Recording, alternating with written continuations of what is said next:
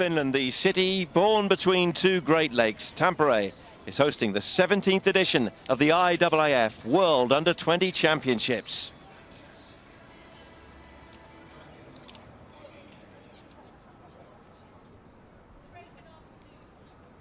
A beautiful scene looking across towards the Tampere Stadium. It's hello from Tony Husband, alongside me former world champion Derval O'Rourke, as we look ahead to the first evening session.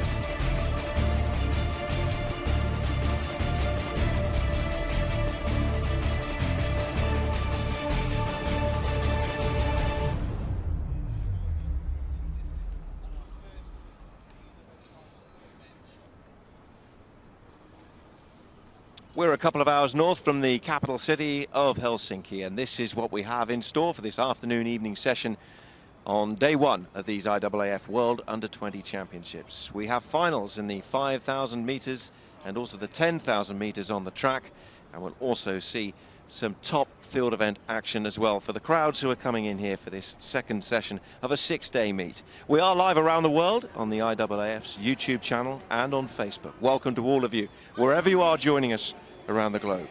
You can get involved as well. Use the hashtag IAAFWorlds, and you can be part of our broadcast. We're nestled between the Näsijärvi and the Pyhäjärvi lakes here in the industrial city of Tampere. It's now a major sporting centre here in Finland. The days are long in July as well. 19 hours of daylight here. And we wait and see which future stars of track and field will shine the brightest in the next few days. Beautiful scene looking down, and it's getting warmer. A lovely clear night, 23 Celsius, warmer than that in the sunshine as well, and down on the track considerably warmer, I would expect. And as we bring in Derval and say good afternoon and good evening, a good morning session, but lots to look forward to tonight as we look at some of the highlights of the first morning. Hi Tony, it's great to be back here for the afternoon session. Certainly we got off to a flyer this morning.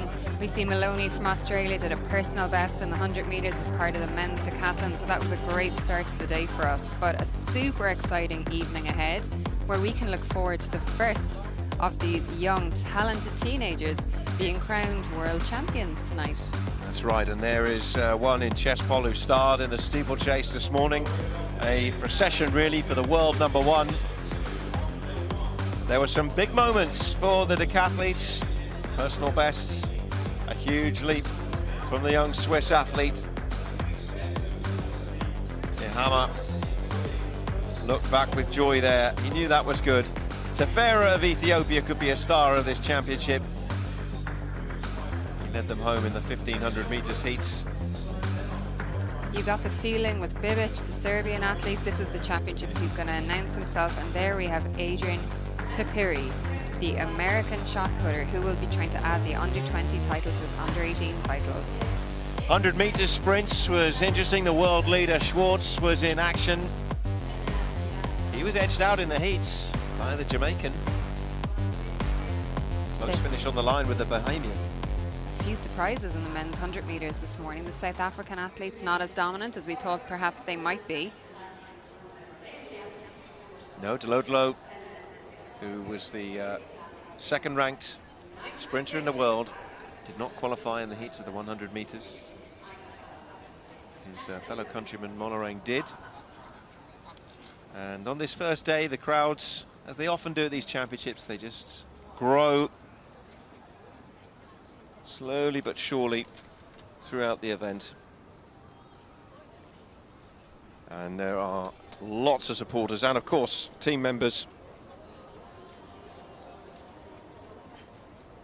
and coaches and family from all around the world who've come here. As we look down on the scene across this city, it is a beautiful evening. The decathletes got us underway with the first action, and we will see them again shortly when they will take on the high jump. You could see the decathletes out there on the track. If you look down, they're warming up already, so not much of a lunch break for them, I'm afraid. No. We're situated just in the main tribune stand. That's on the left of the picture there. At the far end of the stadium was the shopping centre, which is glass-fronted and looks down on the other end, so the fans get a really good close-up view. Those out in the uncovered seats, plenty of liquid refreshments, cover up as well. A warm evening with a bit of a breeze blowing around. We saw some quite strong breezes this morning. Some following winds, some headwinds as well for one or two of the athletes to contend with. It was swirling around down there because this stadium is dug down into the ground and it backs on to the lake right behind the stadium as well. So it's a fine setting and another part of the learning curve as well that young athletes have. Many of them, of course, are competing internationally either for the first time or this will be one of their first few competitions. Yeah, this is a huge for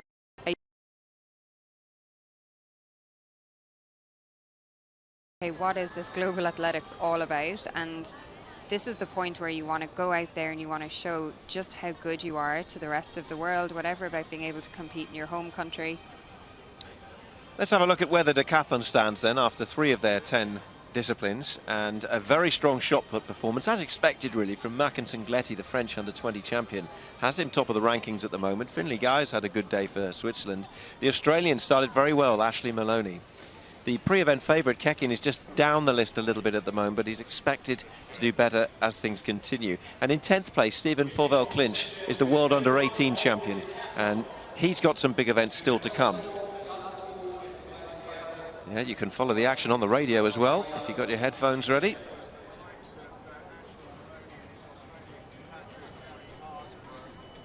A couple of British winners in the heats this morning as well. The Union Jack flying there. So the high jump, men's decathlon, is our first action. And on the infield tonight, see the floodlight pylons, tall, but no need to turn those lights on. The best marks, got an X in the United States back in 2012. No one's got too close to that in the intervening years. The points range goes from around 500 points if you clear 1 meter 68.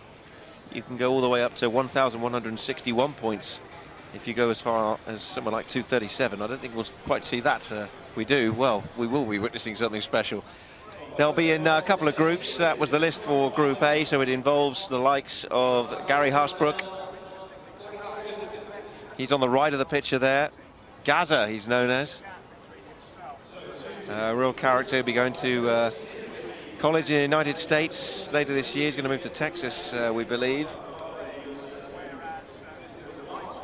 And there's Malone, his fellow countryman, who sent records tumbling.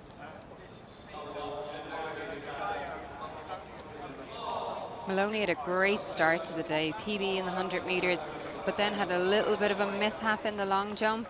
2 no jumps and was under a lot of pressure just to register a mark on the 3rd jump.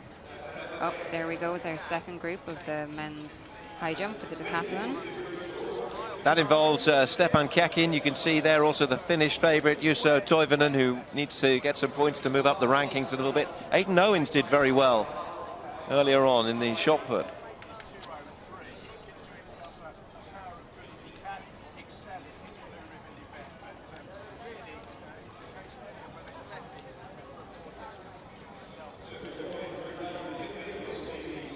The sun has gone in a little bit here in Tampere, and I'd say the athletes would be grateful for a little bit of cloud cover for a while, especially the decathletes out there in the middle of the track.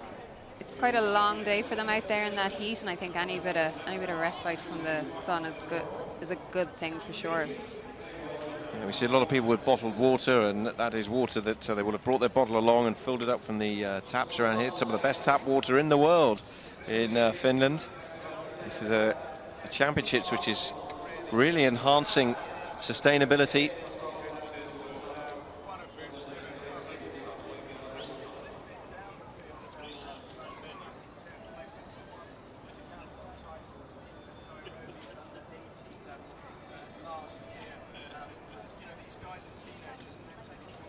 see the decathletes just doing their final little bit of prep before they get going again. Looking very relaxed out there. You'd have to be able to relax doing an event like decathlon. You have so many events. It's 2 quite long days. Being able to chat to your competitors and just relax. Who knows, maybe they're comparing training notes. Well, for a lot of them, of course, they'll be just getting to know each other. Others will be actual training partners. So the 2 Australians train together.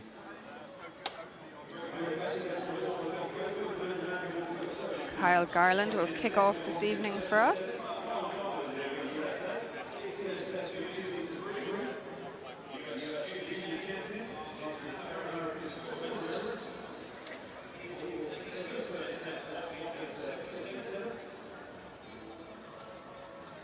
Thank you, Vladimir. 177, he's going to come in out here in the high jump, so he's been well over 2 meters, so this should be a relatively comfortable height for him, but you just have to get the legs moving again after the break in the middle of the day.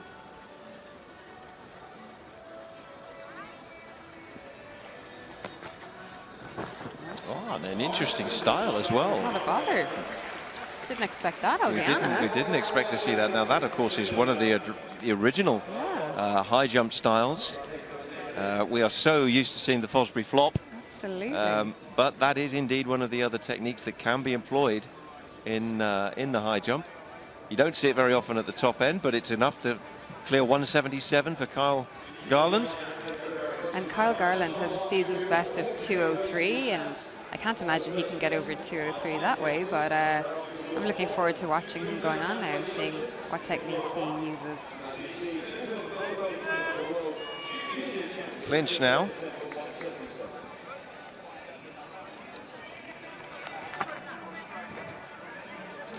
And he's clear as well in the early stages here.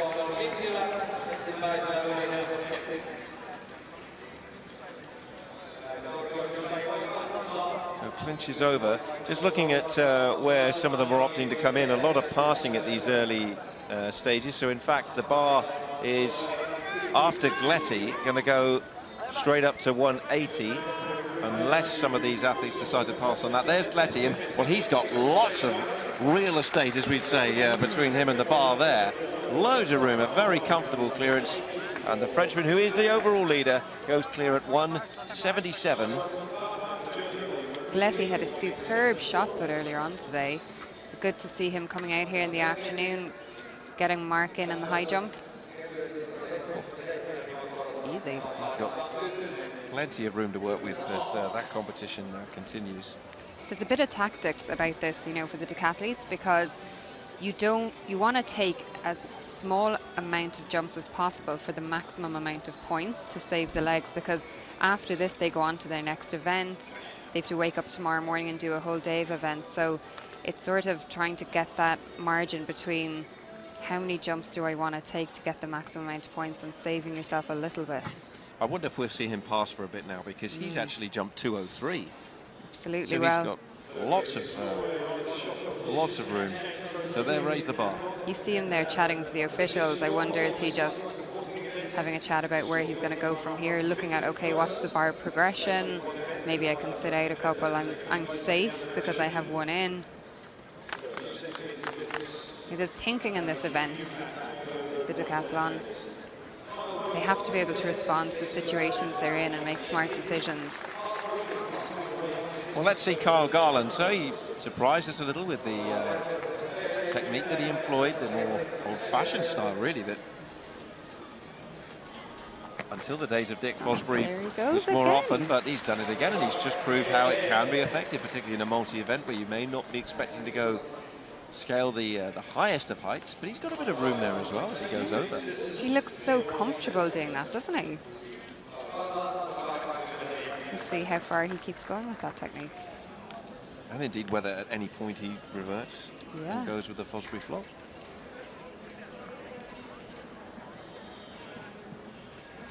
Of the other competitors, we'll be looking out for Ashley Malone, the Australian. He is a good high jumper. We're good with passing 83. Who is cleared 203 as well, along with Gletty. There's Letty having a little chat with Clinch. So they're in Group A. 2 groups running simultaneously at the moment in the high jump. Doesn't look to me like Gary Hasbrook is close to entering the competition yet, because he, in fact, has passed at the first 3 heights, so he won't enter the competition to 186. But here is his fellow Australian, Malone. Oh, and a failure there with his first attempt at 180 with a boy from Brisbane Boys College. And I built him up there as the good high jumper, but not the best start. He looked like he got a little bit close to the bar in his takeoff foot and just clipped it with his maybe calves or ankles. He had plenty of height in it. Even how he was going in, it looked like it was no problem. So I think just a little bit of a technical adjustment. It seems he's got I think he has high jump socks on for this one. Different socks again. Well, there we are.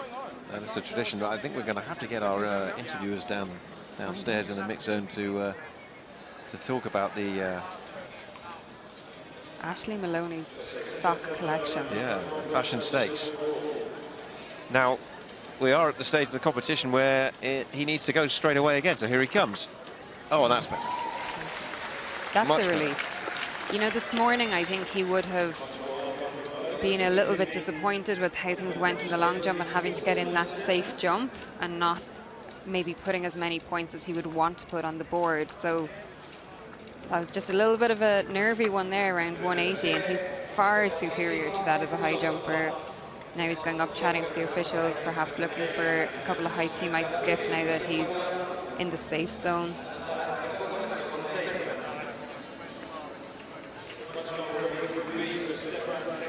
There we are, 183 the bar goes up to, and that will bring Forvel Clinch into the competition. It will also bring Andreas Beckmann, the German. And Malone, of course, is already in there. Now, will Gletty choose to go to 183? Looks like he has. We're still waiting for Hasbrook and Ehrhammer of Switzerland to come into the competition at this stage.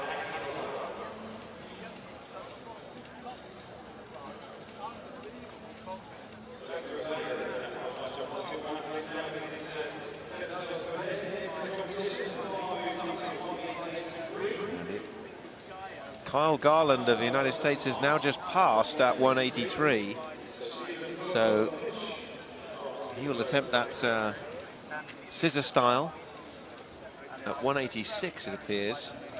Garland has actually jumped 218 at his absolute best, but he's not gone near that this year.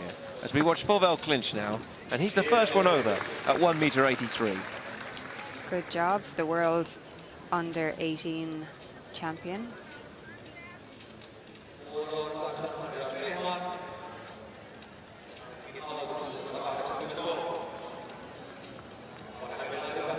See a bit of strapping there.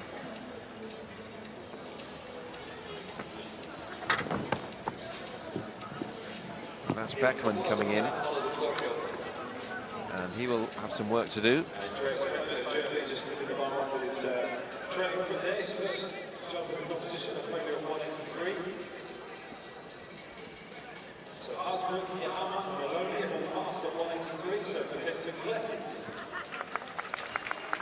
I'm casting my mind back to Nairobi, and I think Clinch has a very good javelin throw.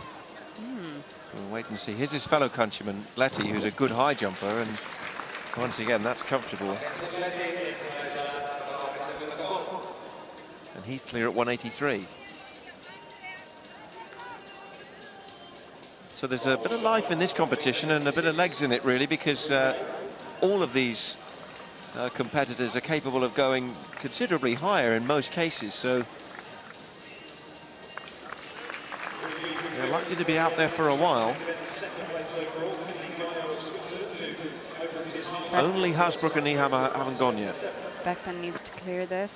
There we go. It's interesting, at this point in the competition, even though the heights are lower, it's really critical because having no height would be a disaster in a decathlon. It would pretty much end your competition. And it's almost more nervy for the athletes at this point than when it gets higher, because they have everything to play for, whereas you have everything to lose at the lower heights.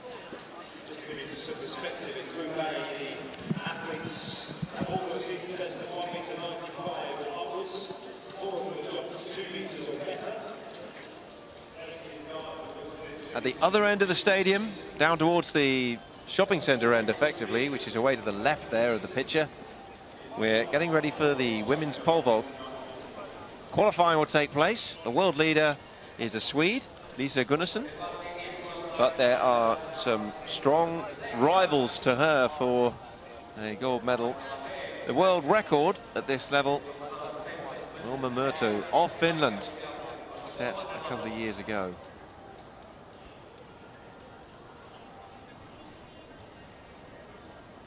This is what will happen. 4:25 is the height to secure automatic qualification. Provisional qualification will come from the top 12 positions.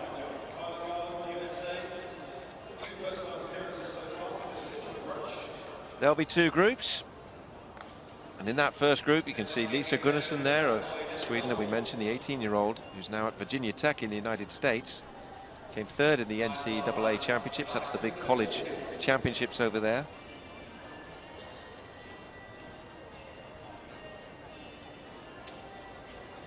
Big moments for the likes of Imogen Iris of New Zealand, from North Shore in Auckland.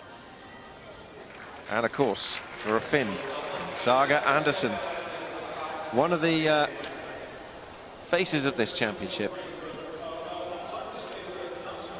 He's highlighted in the event program.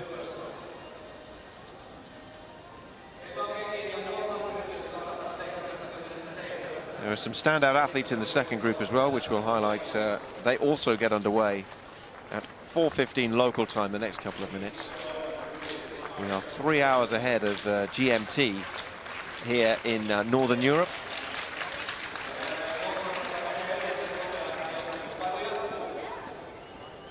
Munro of France there. A little look at the second group as well. Group B, medal hopes of Great Britain, carried by Molly Cordray.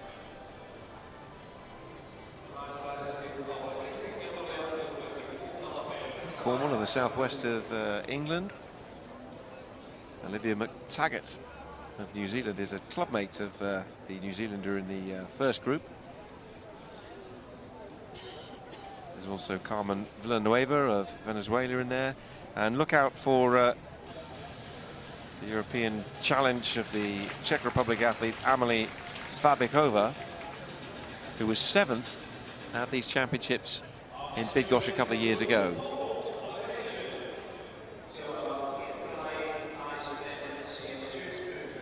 See there the hashtag IAAF Worlds if you want to get involved on social media and follow our coverage. We'll go back to the high jump decathletes, because we haven't seen Kekin yet, but this is the pre-event world leader. Final attempt at 177 for Kekin, so this is a really pressured jump here. He absolutely needs to get over this. Oh, that made me a little nervous. I'm glad I'm not his coach. Got over it. Good job to him, because that would have been his competition almost over if he hadn't cleared that. So that's a relief down in the high jump. He is our world leader. Looks quite relieved there. Hopefully he can just go on and go a little bit higher now that that's out of the way. That final step did seem to be very, very close. Oh. And so he did very well to get the spring in the elevation and then to be able to arch the back. Absolutely. Such was his proximity to the mat and also the bar. At moments like that, that's why I'm quite glad we're in the commentary box, not in the coaching stand, because I don't think I could take it. I think it's much harder to coach than actually go out there and compete.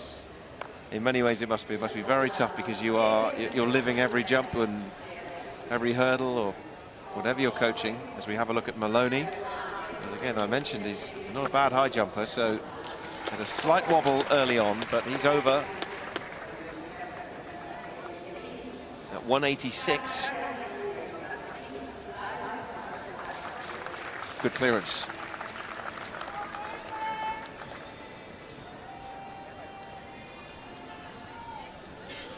Confident jump, plenty of height in it. Now Gletty. 2 meter plus jumper, and you can see why. Again, that was easy. Gletty looks really relaxed in this competition to me. All this morning he looked relaxed.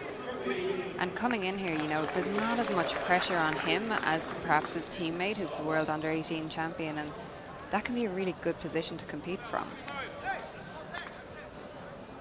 Yeah, is that something that experience-wise, you know, when there's two of you and maybe one gets more attention than the other, and maybe sometimes the journalists are coming up and speaking to one, and you could just back away quietly and say, oh, fine, I'll just focus on what I'm doing? For some athletes, I think it can be quite a motivating factor if you think that you're the underdog, you know, and that you have everything to prove. And I think that sometimes is quite a good way to compete. For me, it often was. And I think with Gletty here, he just looks really relaxed, like much more relaxed actually than a lot of the other main contenders in this.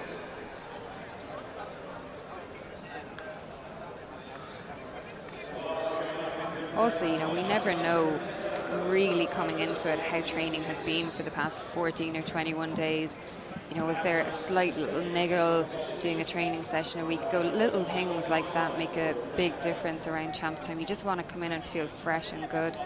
Kekin is back. Yeah, this is with the bar at 180, so he actually has had a difficult competition so far. He passed 174 at the third attempt, cleared it, and then cleared 177 at the third attempt. So here's his first attempt now at 180. He looks relaxed as well, though. Nice smile for the cameras. First event, first major international event, isn't it? Not a promise. Oh, close. Yeah, this is his first time competing outside of Russia. His lifetime best set this season is 185. 180 there, he's not too far from it. And also, that very well nearly stayed on.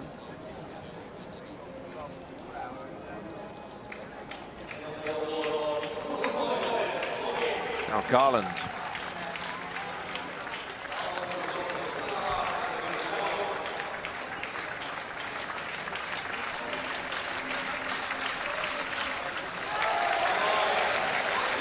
This is 189 for Kyle Garland.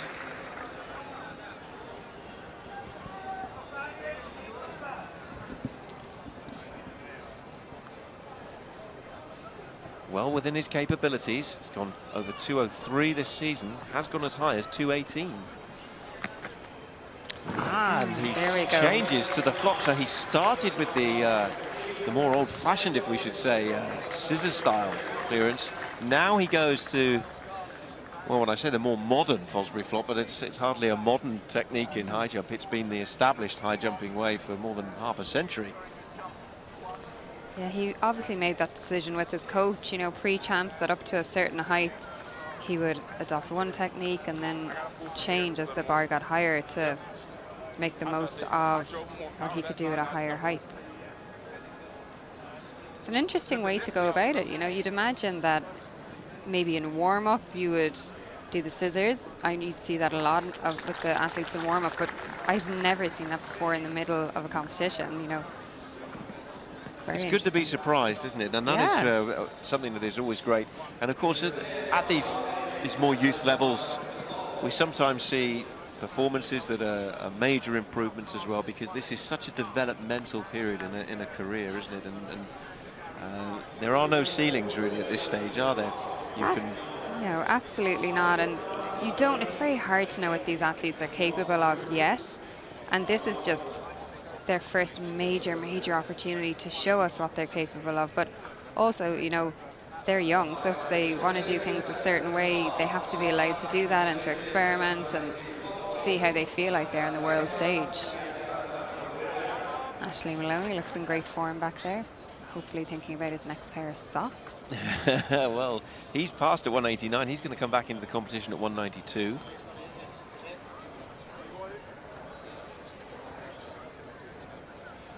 And Hasbrook Still, oh, in fact, did jump at 186, but has now passed. So here's Fauvel Clinch of France.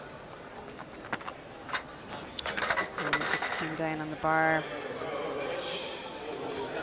grabbing his hamstring a little there, which you don't like to see. Yeah, is that some strapping there that he's got as well on the hamstring? Well, that's a failure at 189 for the Frenchman. This event is brutal on the body to do so many events in such a short space of time. Bachmann, the German. Well, his takeoff was a fair way from the bar, but it was a good clearance in the end.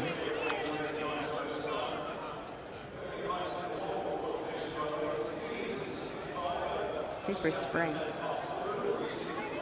It is phenomenal, really, how they manage to accrue a style and quality and skill in so many events, and then do them over 2 days. Absolutely amazing.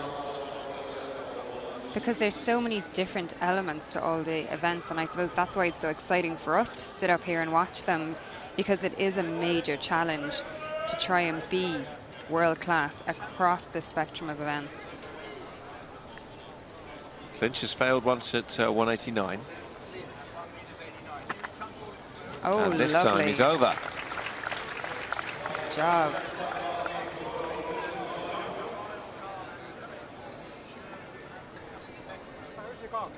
It's a very good clearance as well. Well clear. He has a season's best of bang on 2 meters, so I wonder where he'll get compared to that in this competition.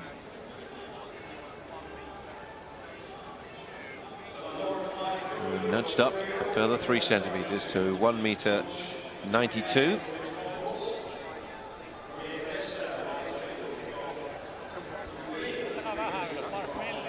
There they were. They were 1-2 at the French Championships.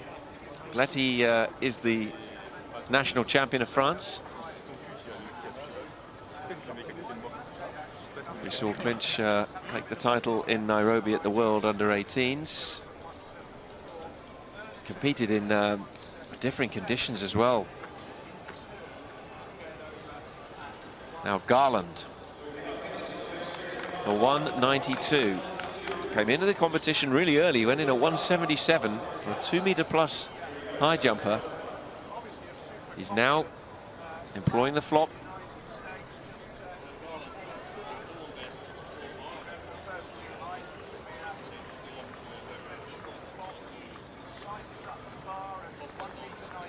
Oh, here he comes. But he's really got a good spring on that takeoff there, and it's a very comfortable clearance. Carl Garland is looking really good. He warmed up with the scissors. Now he's Fosbury flopping over and looking very good. Yeah, that was a great clearance. He's again got a lot of height there. So now Clinch cleared 189 at the second attempt. Here's his first attempt at 192, and he's over as well. Just managed to hook those calves round and over in time.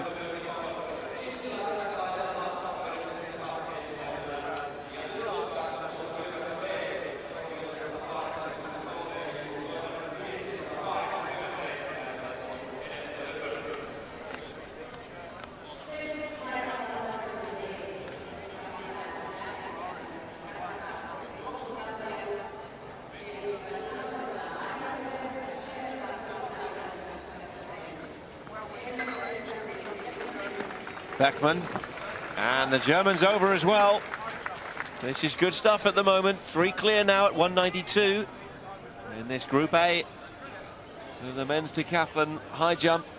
Really good leap again. Great spring in his step, and a good clearance, driving and pushing those hips up as he got over. So this will be our first view of Gary Hasbrook. And that's good. And he's over at 192. That's only his second jump. He went in at 186, cleared that, passed on 189. He's over at 192. Gary Hasbrook definitely has quite a few fans here in this stadium. Every time he takes to the track, I hear them going crazy for him. Yeah, we've got a contingent of Australians sitting down in front of our commentary position. We're high up in the main tribune, the covered stand here, looking down away to our right as we watch Hammer, the Swiss high jumper. And he goes over at 192. Hammer had a great morning this morning. Mentioned Hasbrook there. He and Malone had a real battle for the Australian title. They were eventually separated by only 17 points. Here is Ashley Maloney, just as you speak about him. You've summoned him onto our screens. And there we are. What you wish for, you get. And here he is. Well, there's a wobble, but it's going to be all right. Great clearance. The Australian flags are waving down in front of us as well. It's been a good start. I had a little look at some of the early reports that they're filing back through the Federation back to Australia, and they certainly were making the headlines and saying what a fantastic first session it was for the Australians across the competitions. Now Gletty.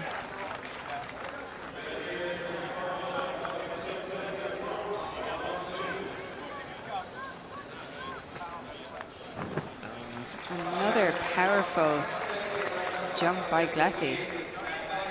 He is having a super first day and he's leading this event. He had to kind of pull those calves over at the last minute there just to make the clearance, but he's over.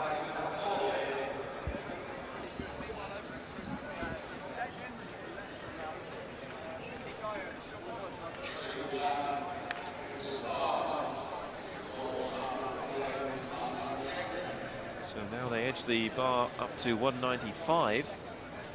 So all 7 in this group still in the competition.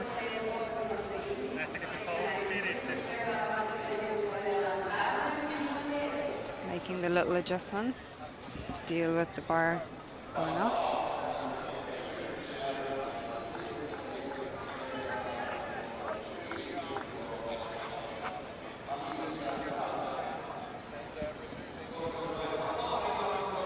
Kyle Garland is going to be the first one up.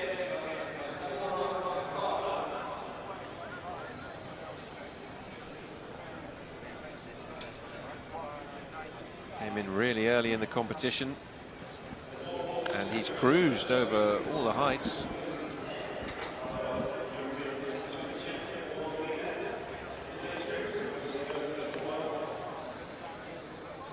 Germantown Academy.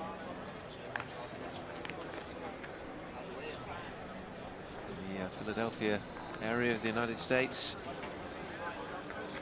Oh, no. Not this time. Is he have enough time to go back? Yes, he could.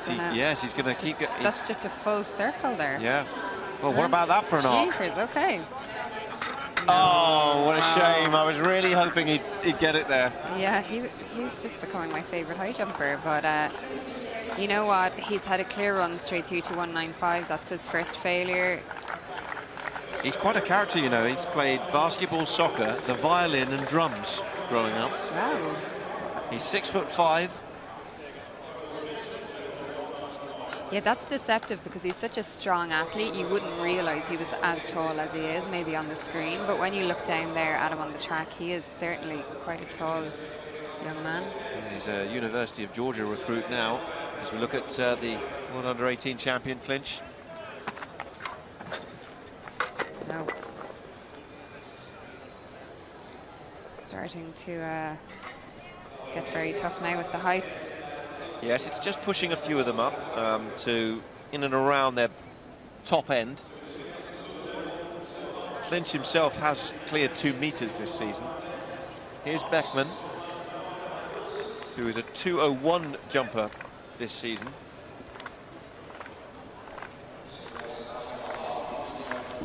The championship best, Nicholas Call in Bydgoszcz 2 years ago. Good support for the Swiss decathletes in the stadium. Their teammates. Okay, Beckman. Oh, no. No, the game has changed and the bar is biting back. You know, it seems so little to go from 192 to 195, but actually it's quite significant. And I think even for these athletes mentally, something has shifted a little bit down there with the heights. Here's Gary Hasbrook with that fantastic flowing head of hair. He's definitely an athlete that stands out down there, isn't he? Yes, very good. And the Australians are cheering again. Why not? And you had a confidence about him. You felt he was going to clear this from very early on. Absolutely. He went at that with intent and it paid off for him. Something the full-time high jumpers will often say is that they work through the jump at the start before they even do the run-up. They mentally take on the jump and complete it in their mind before they actually go through. And you got the feeling with him that he knew all along he was going to clear that.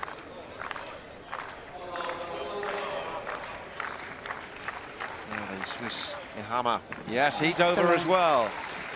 Oh.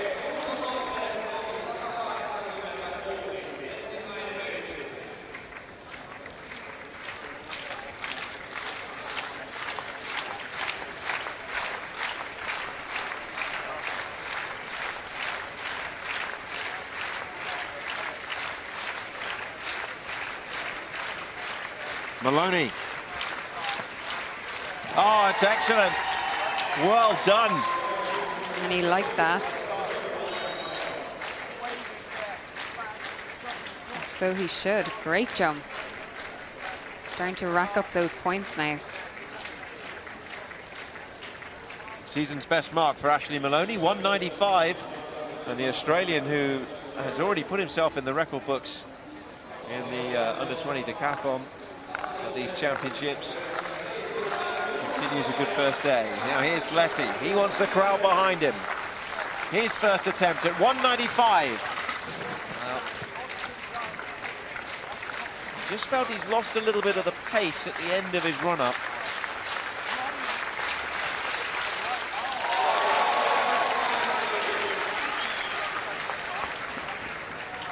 So we predominantly watched action from Group A, but this is Group B, and Kekin, 186, first attempt for him.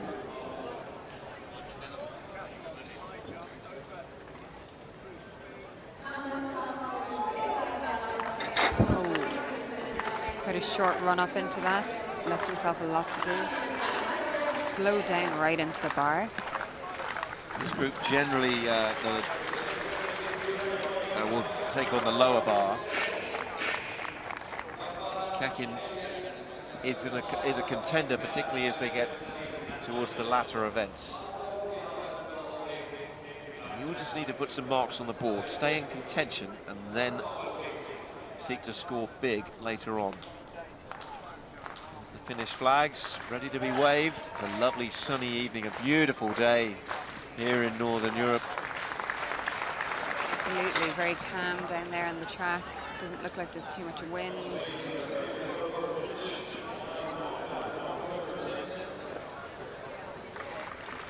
Perfect conditions for a spot of high jumping. We're about a 90-minute to 2-hour drive from the capital, Helsinki. You go south of there and over the water, and then you will be in Estonia. Of course, it's very marked, as I mentioned, the long days at this time of year. Beckman shows a little bit of frustration, because that's his second failure at 195. But this light that you're seeing on your screens now with this sunshine, the sun will not really set on a sunny evening until after 11 o'clock local time. So there'll be daylight pretty much till midnight, and then, well, if you wake up at 4 in the morning, like I did, then you'll notice it's daylight outside then as well. And then at 6 o'clock, they start cutting the grass, as I discovered. Yeah, thankfully I didn't figure that out as I was fast asleep. I did realise at midnight, though, it was still fairly bright. And then it got dark very suddenly. It's quite interesting. It's also very deceptive because you have to call it a night when it's like by looking at your watch. In the middle of the day. Yes. Don't get lulled into the thought that, well, it must be early in the evening, but in fact it's 11:30 and it's still light. Now then, Letty, 195, second attempt.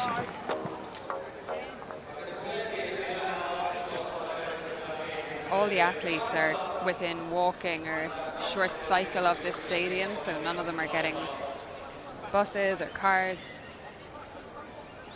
Over here, which is good to see. So Kekin from the other group, Group B, 8th overall at the moment in the competition. Competing here as an authorized neutral athlete. Second attempt, and oh, that wasn't very pretty.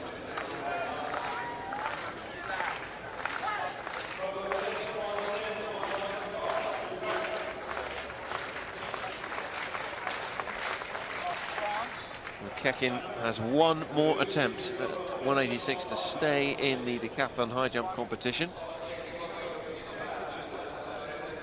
It's members of the Great Britain party there on the right of the screen. The team managers. Amongst local supporters inside the Tampere Stadium in the Ratina district of Tampere. We go back to the other group and Beckman.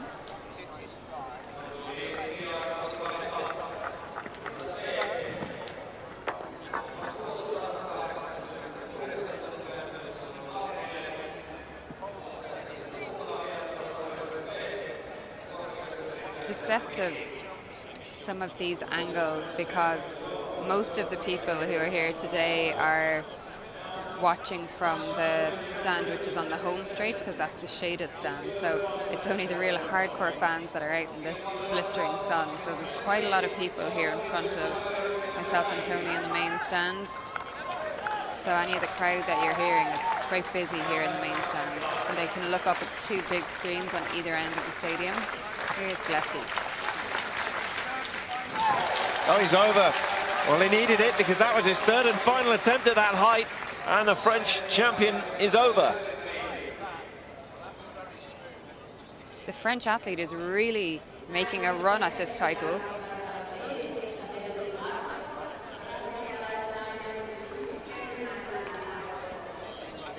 So while he's clear, can Kekin do the same in the other group?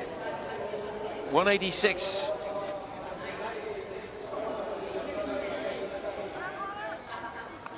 Mentally working it through, thinking about what's ahead. This would be a PB for Kekin. Oh, not a mile away, you know. Certainly a big improvement on his second attempt, but that is the end for him in the high jump. Had the height, just the angle was slightly too close. Like his hand was the first thing to make contact with the bar, actually, on the way down. You know, these young athletes, all these kind of things, their technique, as the years go on, that gets much tidier and they get much more technically proficient. It's a big learning curve from here.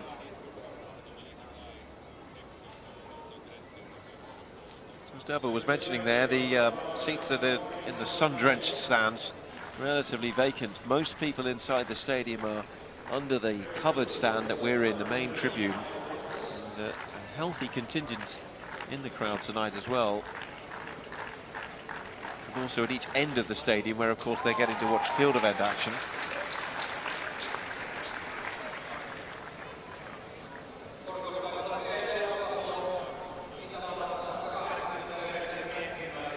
So the bar has gone up to 198 now for these decathlon high jumpers. And Kyle Garland, who was one of the first to enter the competition way back at 177, feels like an age ago, is now going to get his first attempt at 198. And Yes. he's over. Well, he's a good musician, and that was very smooth and elegant from the big man. Look at that.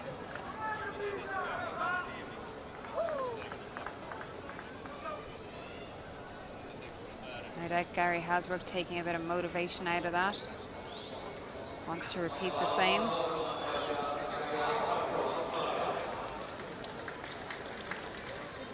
Oh, that's superb. Really good from Gary Hasbrook. Moved to Australia in 2008.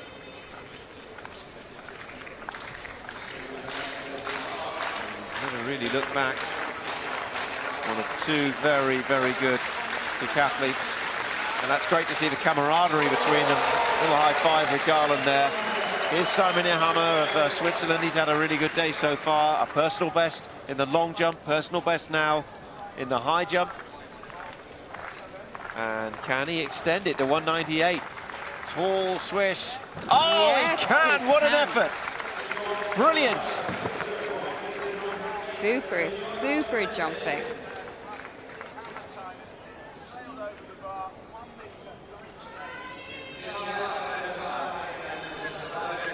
So another personal best. He came in and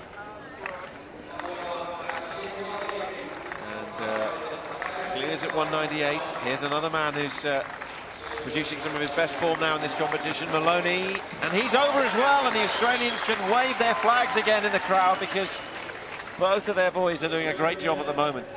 Malone won't be left behind. Clear confidently on that. And they're driving each other on a bit here, aren't they now? Absolutely. Yeah, and you can even see that. Letty now, he failed twice at 195. Clinch and Beckman are both gone. So there are 5 high jumpers from this decathlete field remaining. Letty now, first attempt, 198. And yes. He's over!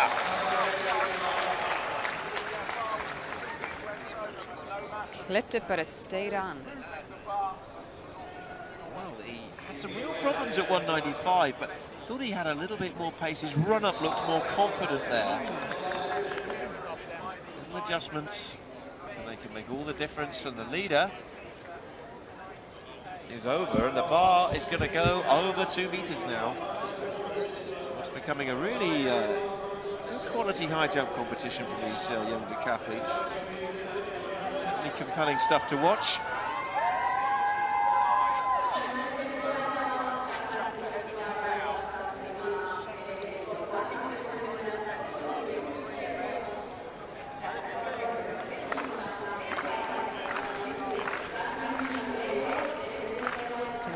Just trying to get the crowd involved, get some support behind him, help lift him over this bar.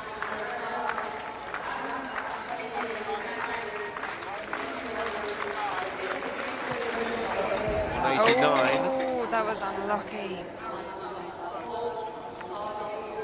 Very, very close attempt for him. It's really good actually for so much of the jump.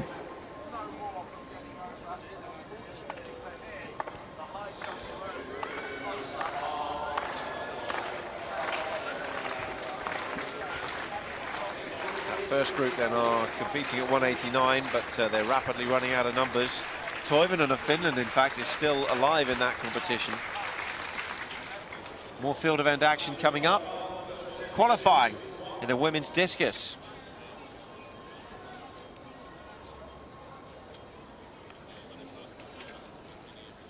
The world lead is Alexandra Milyanov. World under-18 champion as well in the past in Colombia. Emelianov has been really dominant in this event, throwing over 60 meters.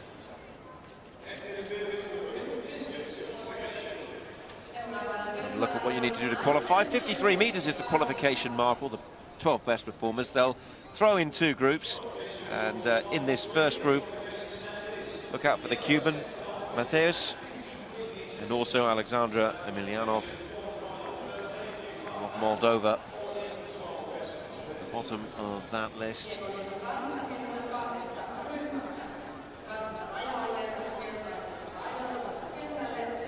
Talk a little bit about the second group as well shortly.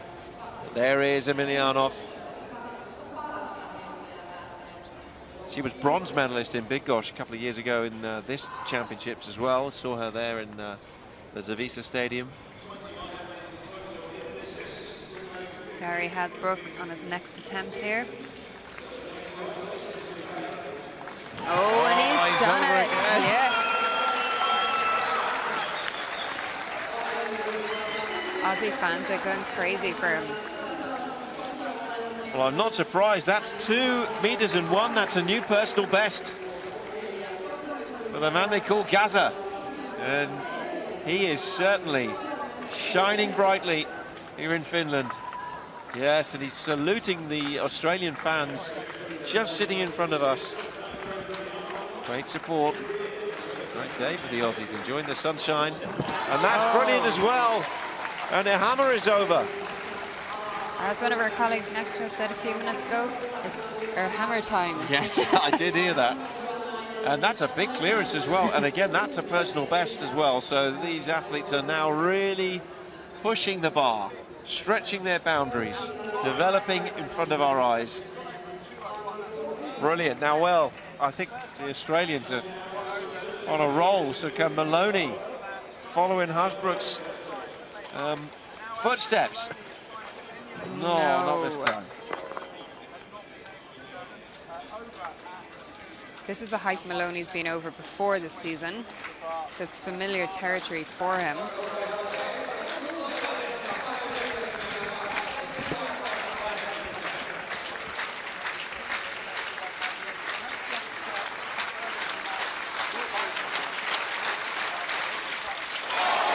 Now Pletty.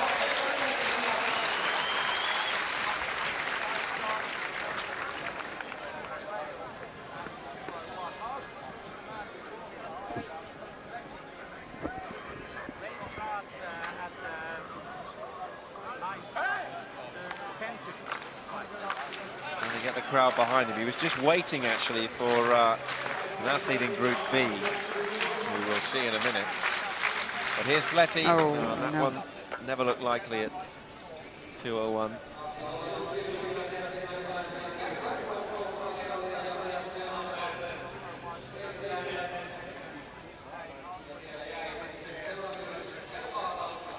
Track action first up. First round of the women's 400 meters. So a lot going on now in this evening and afternoon session here in Tampere. Sydney McLaughlin is the world leader. She's not here. Stellar career is continuing. Championship record set 6 years ago by Ashley Spencer. So McLaughlin has bettered that. Automatic qualification, first 4 of each heat, and then there's provisional qualification for the next 4 fastest times. The leading athlete in this event is Hima Das, the Indian athlete, which is great to see India being at the forefront of a female sprint event. It's absolutely fantastic to see that, and she's done brilliantly this season. Commonwealth Games, she's been 5th. And it'll be interesting to see, can she continue that on? Since that Commonwealth Games, she's run really fast. Here's the lineup in the first of the 5 heats of the women's 400 meters. It includes the US junior champion, Taylor Manson, in lane 7. We have Irish representation here from Divita Patterson, who's had a fantastic season so far, running 52 seconds. I believe she's coached by Paul McKee, who's a world indoor medalist for Ireland. So he'll know a thing or two about 400-meter running at this level. And there she is on the outside, Divita Patterson. The camera's on her, and a little smile for her. Last moments before she gets into the blocks and strides out on the global stage. So she's lane 8, and here is Taylor Manson, a Florida Gator.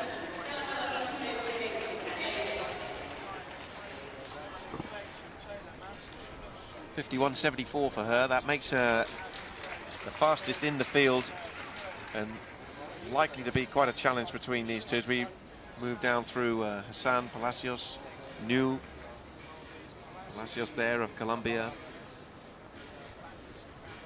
Yang Yu of China. Viljoen of South Africa. The Canadian Sherelle Samuel is in lane 2. And Stella Munro of Uganda will be on the inside in lane 1. Very cool and calm and composed as she stands by to run the difficult inside lane 1 with all the field ahead of you. We've got 5 heats. So they're called to their blocks in heat 1 of the women's 400 meters with Munro, Samuel, Viljoen, Liang, Palacios, Hassan, Manson and Patterson.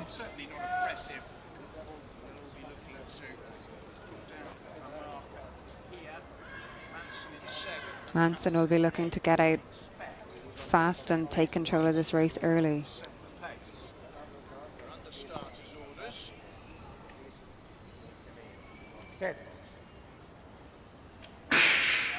Well, they had quite a wait down there, but they are underway now, and Manson has gone off very well. The athlete, Hassan, inside her is not going to prove her to be too much competition. A lot of eyes really will be, as we look down that back straight, on Manson, who's striding away very gracefully. Outsider Divita Patterson as well is just trying to keep some kind of pace and rhythm, but probably not get too concerned by what Manson's doing and let that pressure her own plans and race ideals, if you like. But Manson's looking good. Back over to the inside. Samuel, Viljoen also are in there as the others come into the home straight. But it is Taylor Manson, the US junior champion, who leads at the moment.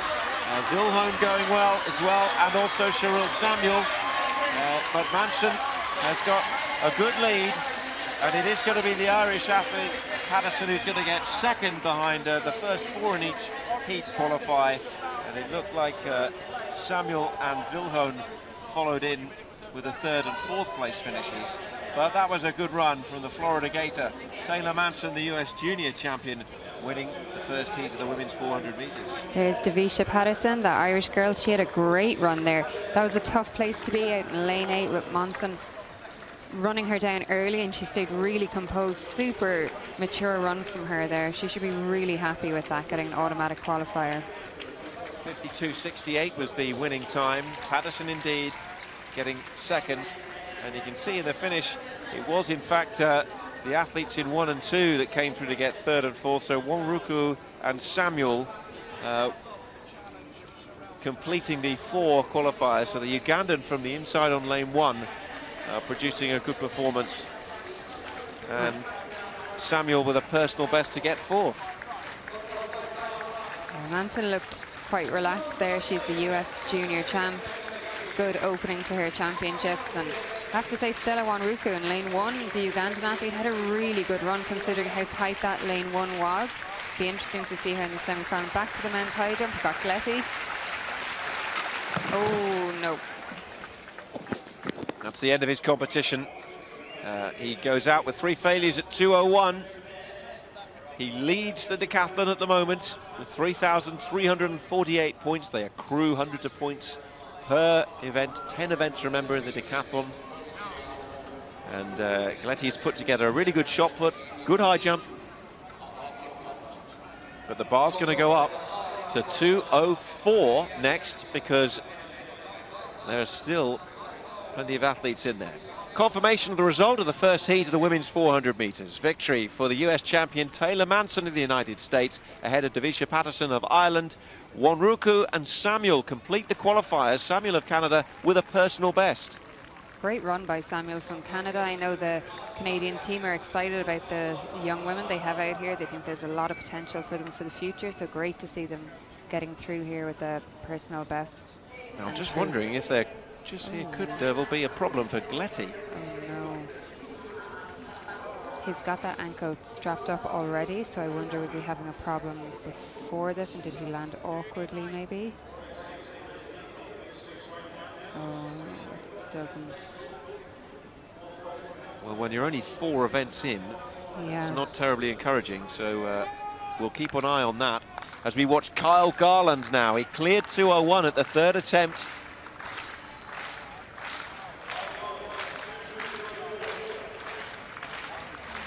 is his 12th jump at this high jump competition. First attempt, 2:04.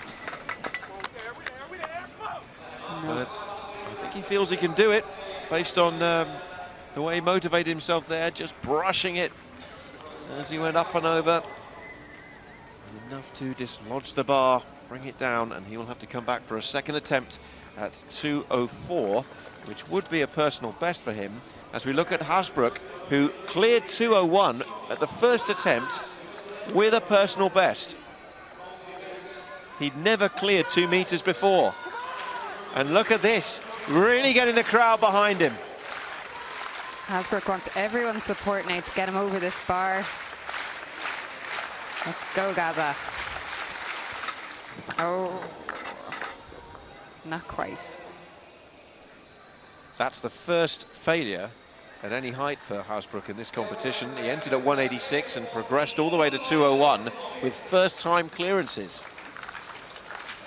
Now here's a man who's having a bit of a day. Ihama. Has he called it? Yeah, I think they want him to hold off because of the track action. And also because of action going on elsewhere in the stadium at the moment, which we'll bring you later. Let's look at the lineup for Heat 2, the women's 400 meters. As a non-starter in lane 8, Milano does not make the start line.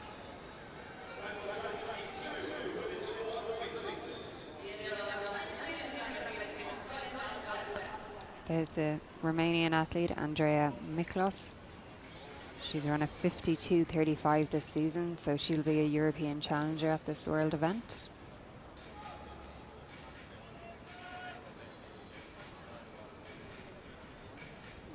On the outside there is Dos Santos now, so with no runner in lane 8, they go from 7. There's Wandi of Ethiopia, 52.84 is their best mark this year.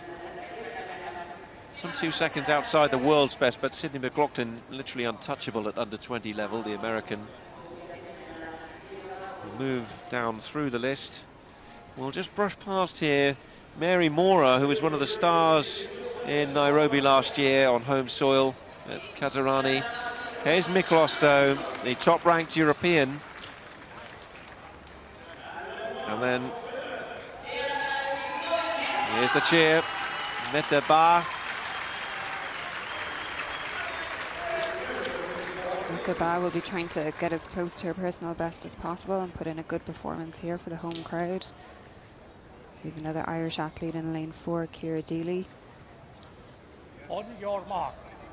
So they're called into their blocks. Ba of Finland in 1, Mykonos, Romania in 2, Mora, Kenya 3, Deely, Ireland 4, Vandi, Italy 5, Wandi, Ethiopia 6, Dos Santos, Brazil in lane 7, which is the outside lane. This is Heat 2, first round, women's 400 meters.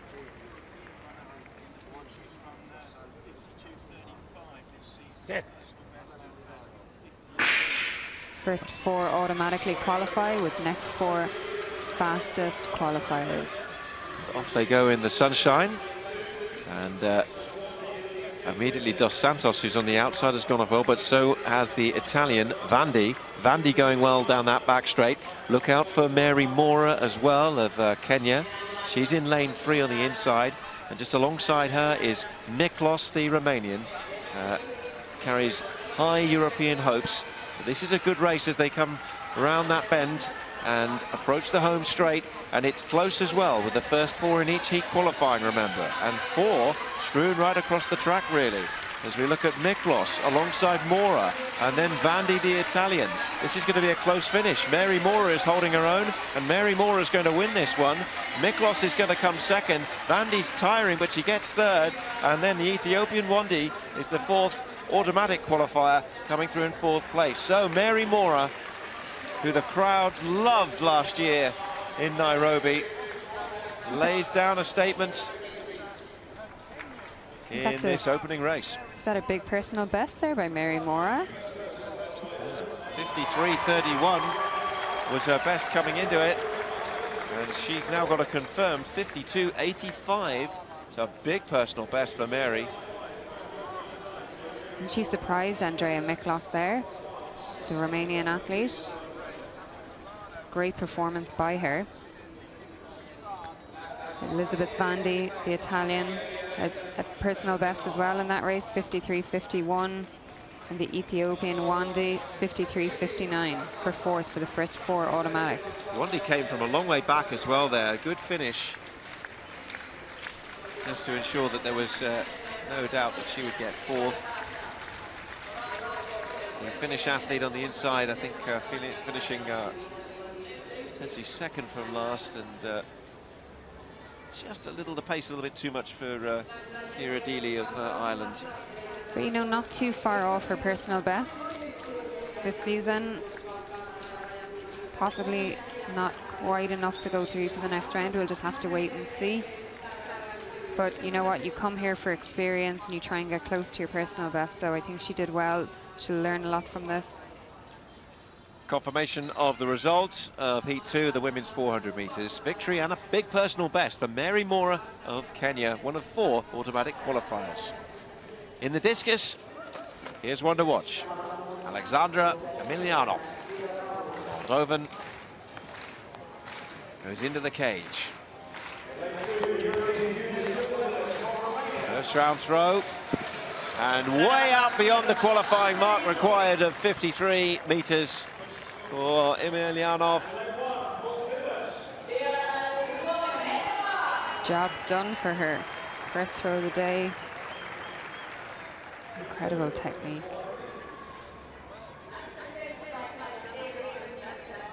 Yeah, it's no reason.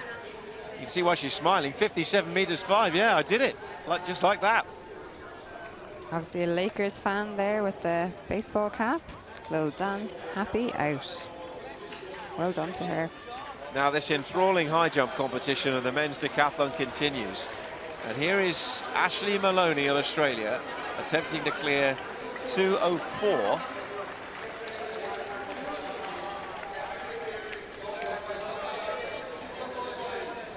This would be a personal best for the Australian. Oh, and it's a big clearance, a great clearance from Maloney. What a fantastic effort.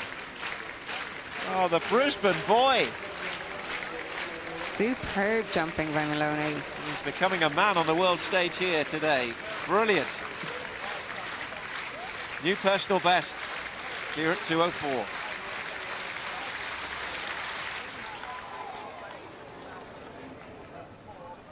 Kyle Garland there has failed twice at 2:04, so he's got one more attempt to keep his competition alive. Maloney, the only athlete so far to have cleared 2:04, propelled him up to second overall. Garland then. Oh, so close. That was a jump of phases, wasn't it? I wasn't sure with the first phase. Then I thought maybe he'd pulled it out of the bag there. And then as he came back down, just enough contact. But good competition from Kyle Garland, who we've learned quite a lot more about. Okay, the hair's gone up. Gary Hasbrook doesn't want to be left behind here by his teammate and training partner.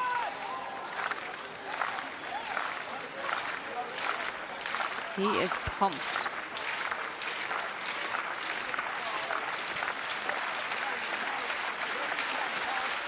Oh, no.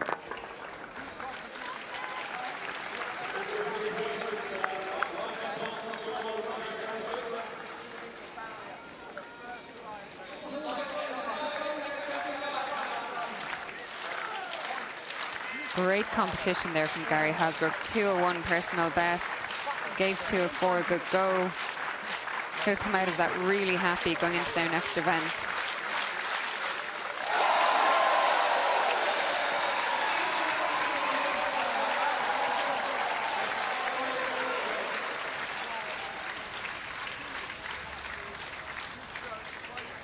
Heat 3, women's 400 meters, first round.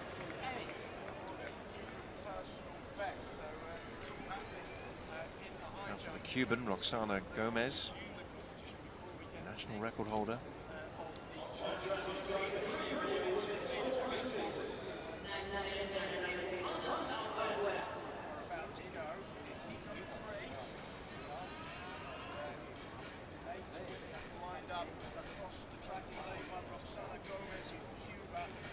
Gonzalez of the Italian there, of Italy on the outside.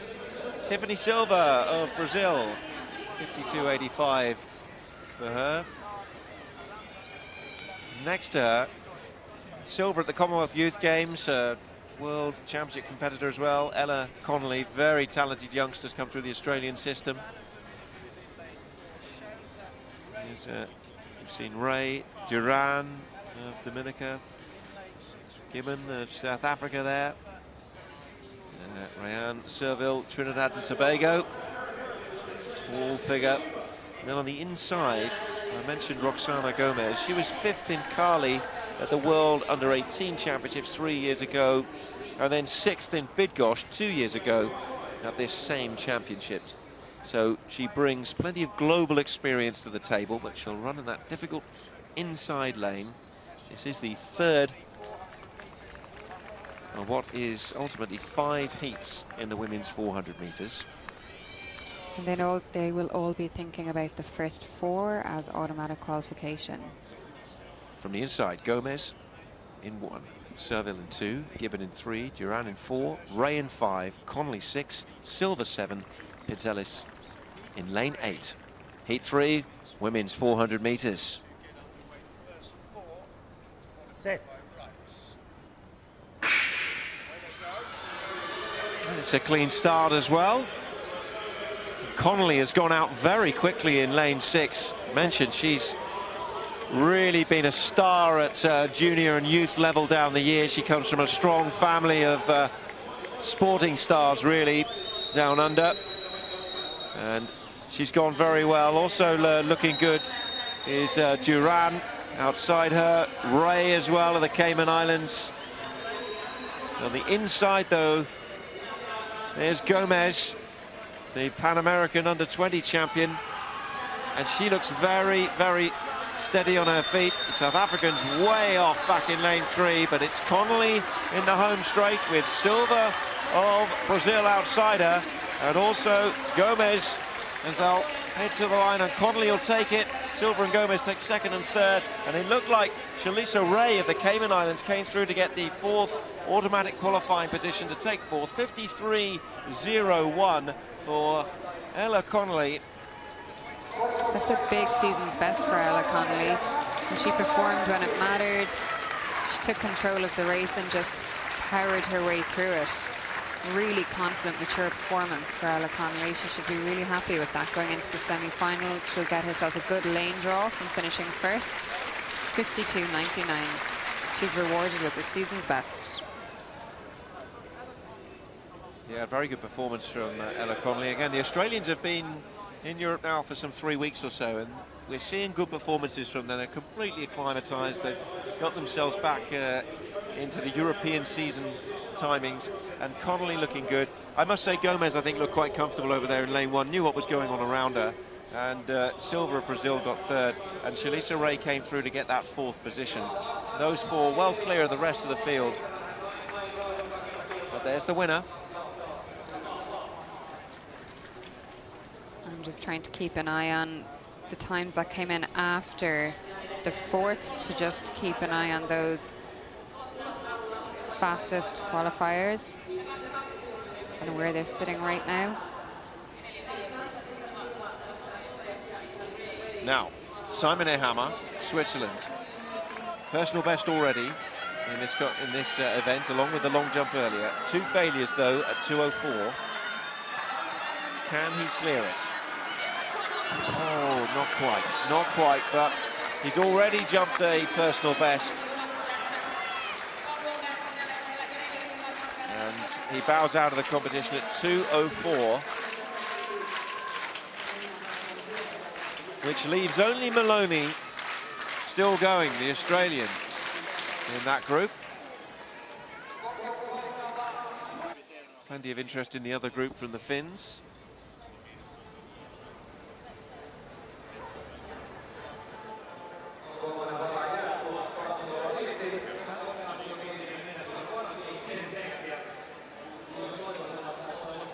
Hasbrook has also bowed out at 2:04 as he sits alongside his fellow countrymen. These two who fought a real battle.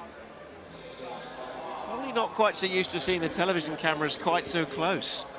Those extreme close-ups. Do you remember the first time you looked up at the big screen and realized you were being beamed out? I used to try and pretend nobody was watching, Tony. I didn't like to think anybody could see me because I used to get too nervous. And I find when I look at these athletes now, they just look so much more together than I definitely felt as a teenager out there. It's very impressive. I think a lot of the federations, you know, the Australian federations, they work a lot with these athletes on how to handle situations like this. And here's Ashley Malone now, who's going for 2:07. Oh, this would be for second big failure. PB. But yeah, I think they do a lot outside of just the physical turning up to the track and training. I think they prepare for all these situations probably a lot more than when I was starting out my junior career. I kind of learned as I went. But you see that coming through now. You know, we went to the press conference yesterday and the confidence of the junior athletes speaking was amazing. It was absolutely fantastic to see that they were so confident speaking to the press and so passionate about their sport. And you have to remember, these teenagers are combining school, a lot of them, with training. You know, a lot of them are coming fresh out of exams in the past few weeks and trying to put in performances here. So they're juggling a lot. Well, one of his big interests is bushwalking and also hiking to high peaks and rivers, according to the Australian Federation in the media information. Oh, he must love Finland because it's such a beautiful place to do stuff like that. And he's certainly hitting a high peak in the high jump here today. Trains with another fine Australian decathlete, Cedric Doubler, who we've seen at youth and junior competition down the years. Yeah, did he get a bronze at Commonwealth Games this year, I believe? Could well have. I could stand to be corrected on that. Heat 4 on the track of the women's 400 metres. Jamaican Stacey Ann Williams among a group that also includes the Indian record holder, Hima Das.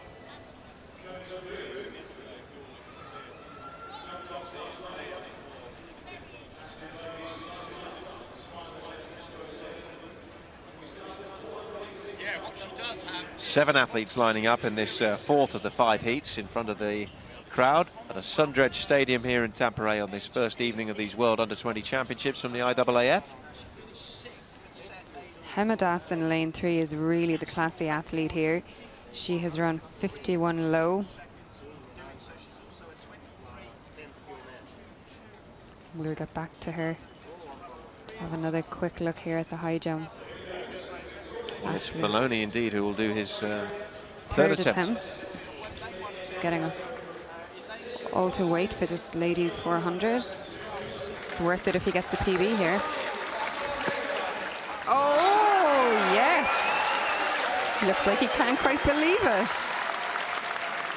Don't think he expected that. Look at it.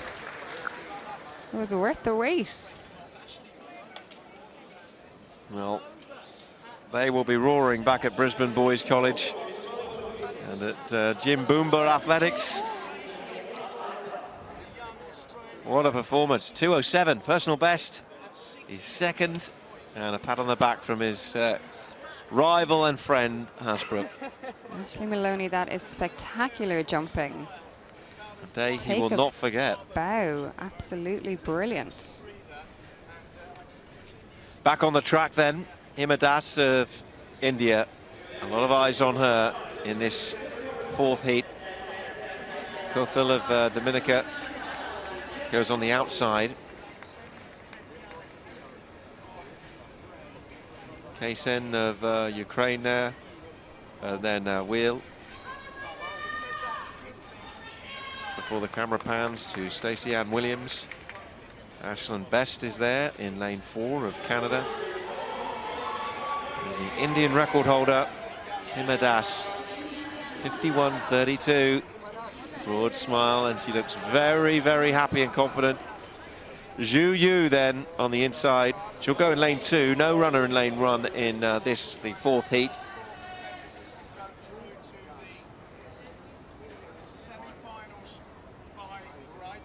Das is ranked second in the world this year, 51.32, her best mark On run your marks. on the Gold Coast. Since then, you know, she's run 23:10 for the 200 meters, so getting some good speed work in. So they settle in their blocks with Zhu Yu in 2, Das in 3, Best in 4, Williams 5, Wheel in 6, Kaysen in 7, and Kofil in 8. It's heat 4. First round, women's 400 meters. Set. Look, lane 4 didn't hear the set. They not comfortable. That was Ashland Best of Canada. That was good for the official if they spotted that, to just get everybody to stand up, because you know you don't ever want an athlete to miss a race because of something as simple as just not hearing the starter. And you have seen it occasionally down the years, haven't you? Absolutely. Just that one athlete just left stranded in the blocks as the rest go flying off around the bend. That was the Canadian athlete. Yeah, so Best. The track official just had a word.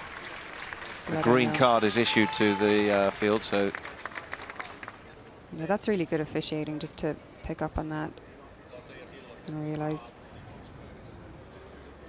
You know, most of the officials at meets like this, most of them are volunteers, and they're just really passionate about the sport, so they really want these athletes to go out there and have some great runs. So they settle in their blocks again with Zhu Yu of China in 2, Das India 3, Ashland Best Canada 4, Stacey Ann Williams Jamaica 5, Wheel of Chile in 6, Kaysen Ukraine 7, and Kofil Dominica 8. This is heat 4, women's 400 meters. Set. Away they go, and when we look at Hima Das, who's on the right side of the picture at the moment in lane 3, she's aiming to be the first Indian athlete to win a medal in a track event for her country. And it would indeed be, if she was to take a gold, India's first ever global track winner. And you can see the performance she's put in down that back straight as well. It's a very, very good run from her so far. Stacey Ann Williams going well as well, the Jamaican in lane 5. And Ashland Best as well is trying to remain competitive in lane 4. Kofil out Outside lane Kofil, 8. yeah, Kofil's run well from lane 8. Not always easy, but into the home straight. And Stacey Ann Williams at the moment holding off the challenge of Das. But here comes the Indian, Hima Das, Indian record holder. She's glided past her. She's looked at the crowd. She can hear the cheers because she's won it at a canter. Wow. Ahead of the Jamaican Stacey Ann Williams, who was second. But Hima Das has produced a fine run. Her second 200 meters there were glorious, but with 30 meters to go, she was literally strolling to the line, and that was a very, very impressive performance in 53.25 ahead of Stacey Ann Williams, who ran a good race as well to claim second place. 4 automatically go through, but from here, Yeah, watch this. Stacey Ann Williams really put it up to her. She came through strong off the bend, the final bend, but Das is just much stronger in the final 50 meters. Season's best though for Stacey Ann Williams, and a really, really good run from her, but just not strong enough for the Indian athlete. Best came in 3rd, and it was Kofil, who we mentioned had run well out in lane 8, who got through in 4th place. But look at that smile. Das had time to look around, and she almost took a little salute from the crowd there. Yeah. What a great athlete. You know, she is going into completely new territory for Indian athletics, for all the girls back there in India. You know, she's really showing them what can be done here on the global stage. So 2:10 now the bar for Ashley Maloney of Australia. Surely he can't keep this going. Oh, he can! Oh, he's done it! my He's goodness. over! Well, it's wobbled, but they're all on their feet, including Gary Hasbrook, because Maloney's having one for the ages here. This is unbelievable jumping from Maloney. 2:10. He is smashing up his best. Well, 195 was the best he'd done this season. 203 was his personal best, and he's now championship decathlon best, his second of the day. So what about that? He ran well this morning, The pole vault's been continuing, and let's dip into a little bit of that now. And watch Mondrot with the bar at 4:10, and that's a good clearance by Alice Mondrot, the French athlete. She entered the competition at 3:95 with a clearance, and that's a very comfortable negotiation of the bar there at 4:10.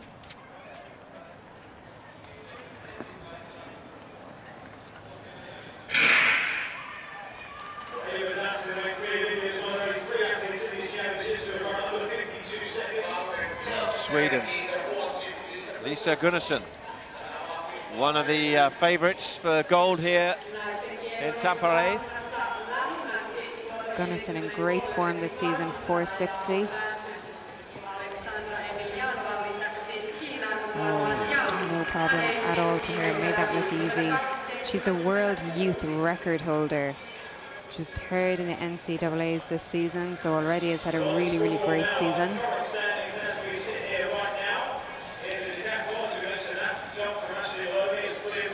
Discus is also continuing, and we'll take you over to that in a moment after we confirm that Gunnarsson is over at 4:10. They're looking for 4:25 for automatic qualification in the women's pole vault.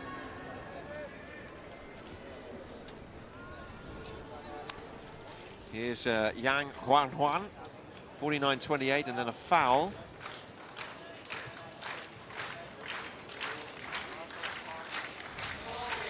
Young Chinese athlete just concentrating, thinking of her technique. Big cry as she sends it away and off into the sky, and that's very close to the automatic qualifying mark. Should be an improvement on her first attempt. Not showing too much emotion in the aftermath, but urged it on its way. The breeze has dropped a little bit down there, and actually discus throwers don't mind if there's a little bit of breeze across the track. 52.76 for her. Well, that should be good enough. They need 53 technically to automatically qualify. Back to the women's pole vault and the big hope of getting on the podium here. Saga Anderson,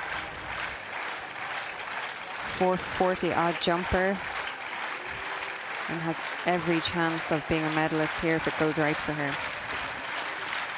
Of course, she'll need to get through qualification first, and so far so good. She talked in the press conference about how much of a privilege it is to have this World Championships at home and to have all her family and friends watching her and getting behind her, and how she felt it really would help her out here. Yes, I think she said something about how it would almost it would elevate her a little bit. It would push her performance. It would drive it on a little bit and give her a chance to reach new heights, literally, of course, when we're talking pole vault. Yeah, she's been near the medals on a few occasions, and you imagine her time is starting to come. Here we go again with Ash Malone. He just doesn't know when to stop. Well, this is his last attempt at 2:13. He's already set a championship decathlon best at 2:10. Tremendous run this morning in the sprints. This is 2:13. Oh, not to be, but what a performance. Competition from him. He really has done something special here today. Just a reminder, a championship best in the 100 meters and now a championship best in the high jump. What a day. No decathlete ever going quicker in 100 meters or a high jump in the world under 20s. No one going better than him. It's pretty amazing. The lineup now for the fifth and final heat of the women's 400 meters.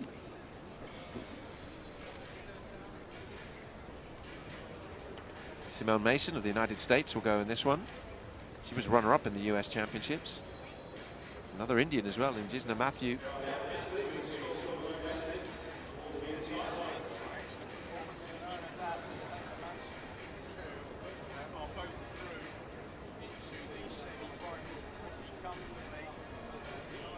Mancado of Switzerland in lane 5.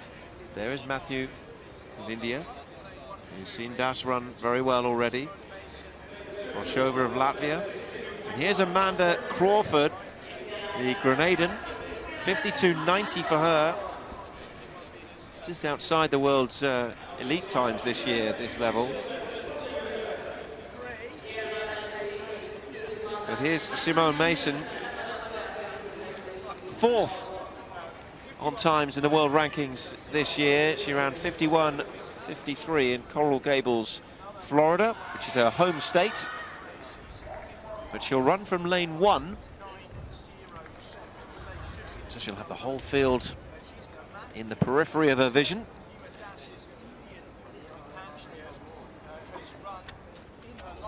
An athlete like Simone Mason in lane 1, she was second at the US Championship. She's got a big chance in this competition of doing very well, and she just has to be kind of very patient and diligent and just do her best out of lane 1, but concentrate hard on getting into the top 4 and not expanding too much energy here in the first round.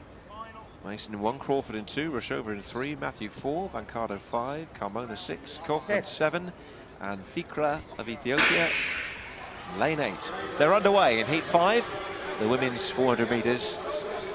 And Mason has gone off very, very quickly and has gone storming past Amanda Crawford right on the inside. Of course, there is a little bit of pressure sometimes of going from the inside, but Simone Mason, who says, you know, in her downtime she could sleep all day. Well, she's wide awake out there at the moment because it's a very strong start, but she may be paying the price a little bit for that because Amanda Crawford's just bit back somewhat. Further on the outside, Vancado of Switzerland's going well, and Roshova as well. They'll come down to the home straight, and there's still plenty of running to be done here with Mason on the inside. Went out fast. This is a flat This is close. Crawford now has come through. Mason, I think, has paid the price big time because she's trailed away. And so it's going to be Crawford who's going to just nearly get it. There's a faller in 3 as well, Roshova. And the winner was Matthew in lane 4, I believe, who may have come through at the end. So it was all happening towards the end. We saw Mason fade. I think Roshova fell. Roshova just overstrided towards the end with the effort of it, and she just hit the track hard. And what I think the path was clear for Matthew to win. Well done to the Indian athlete. 54.32. Well, it all happened there. Mason went out too fast in the first 200. Roshova was looking good. Crawford stayed calm and composed, actually, and then came storming back with a great last 100 meters, but she's starting to rock and roll a little bit here now. Vancado is losing ground. Kaufman was in there. Roshova there completely lost her footing in 3 and fell and never reached the finish line there at that point. And Matthew, in the end, just took the victory in front of Crawford, and Mason came through in 5th position, so is not an automatic qualifier. The runner-up in the US Championships may well have seen her championships end here on this first evening in Tampere. Well, that's the first real race where we've just had all sorts going on. Chaos, absolute chaos. Just the young American athlete Simone Mason just got it wrong, went out with a viciously fast pace and just couldn't bring it home. And you know, I think that heat was the slowest out of all of them on winning times as well. So how unusual. Just summarizing the men's high jump, and you see that 2:10 from Ashley Malone. His teammate Gary Hasbrook in second, 2:01.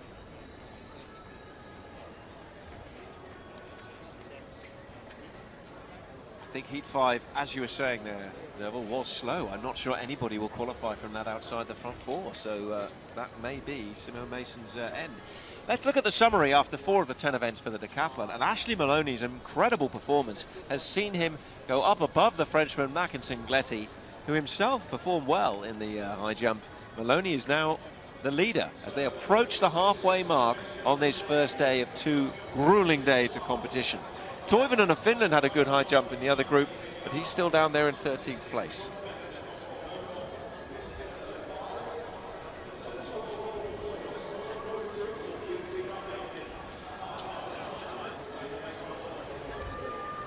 Discus qualification continues, and just confirmation of Group A's marks. Cuban with no mark. Emilianov, though, safely through.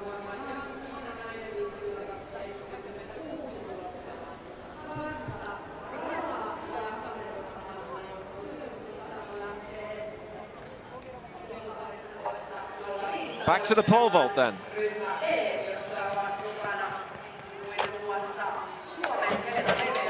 And that's Russo of Spain. First attempt at 4 meters and 10.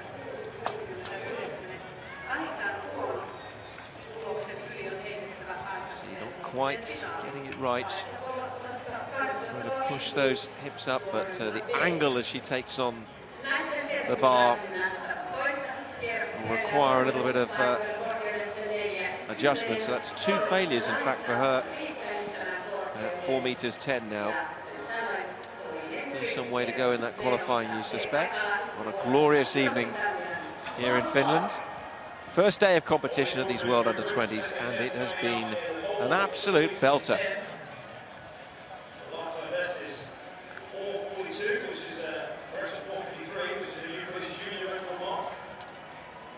Now Rebecca De Martin of Italy has failed once at 4 meters 10. They're looking to get to around 4:25 if they can to automatically qualify here. 4:15 is her best mark in her career so far.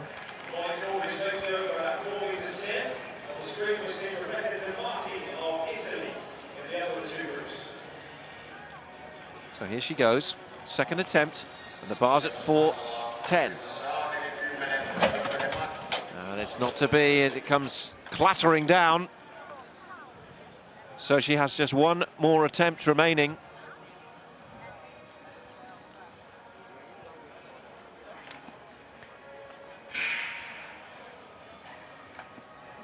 They're just dropping down on the top of the thighs. So 2 failures.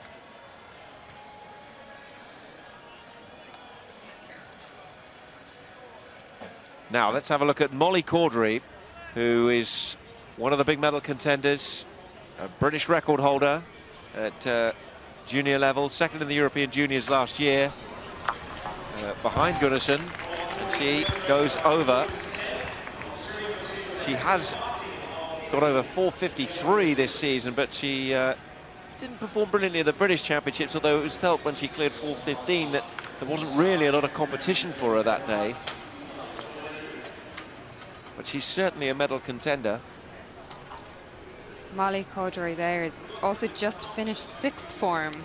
So she's come out of that and she'll be heading to Miami to university. So this is a big stepping stone for her. Wouldn't it be great to be heading there, the world title under her belt? I'm going to tell you, she's from Cornwall AC. And from Cornwall to Miami, that's a big life change. Is it a big difference? That will be, I think there will be quite a difference. And it won't just be the humidity. But you know, what a life experience for these young athletes. And brilliant for her. They get so many opportunities to go travel the world, you know, compete, show people what they can do. There's a New Zealand athlete up here. And what a role model these New Zealand athletes have had with Eliza McCartney in the past few years has really been outstanding, the women's pole vault. Yeah, here's Imogen Harris from Auckland. Her best mark is 4:20. She trains with Olivia McTaggart, who is in the other group, and is the other Kiwi on show.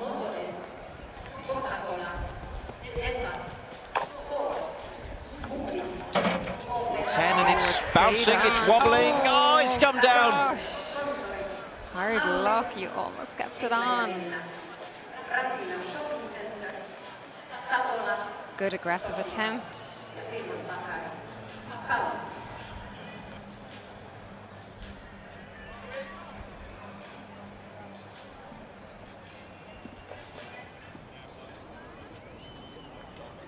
That's 2 failures for her at 4:10. Chances are slipping away, so she's got to produce something for the next one. We have our first final on the track coming up next. It's the women's 5,000 meters. Some great names. Sprinkle the records, the best marks, the championship bests. Zebi Dababa, brilliant in Birmingham, the World Indoors this year. Here they come with the fireworks.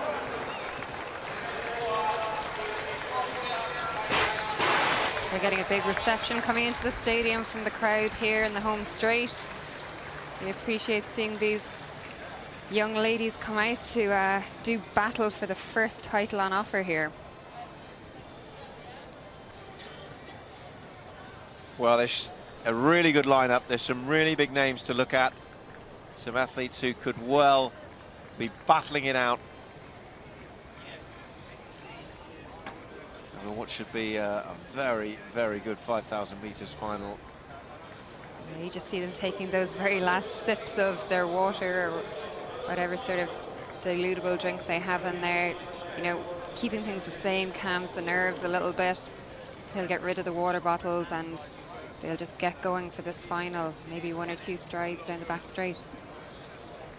The lineup includes Beatrice Chebet, the Kenyan champion, Sarah Chelangat, Helen Loban of Kenya as well.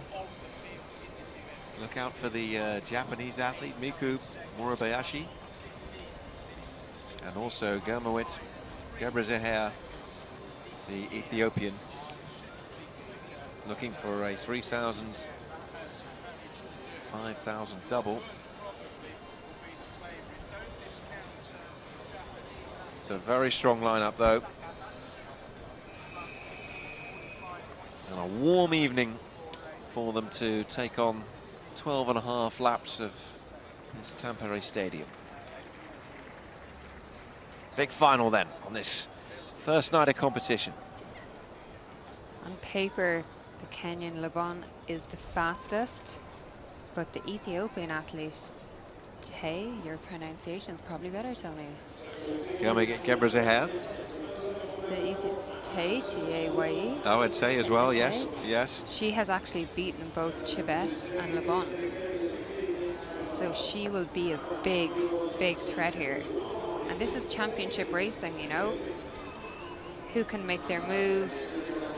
Can you cover the move? Venters, the young American athlete. A lot of nerves out there.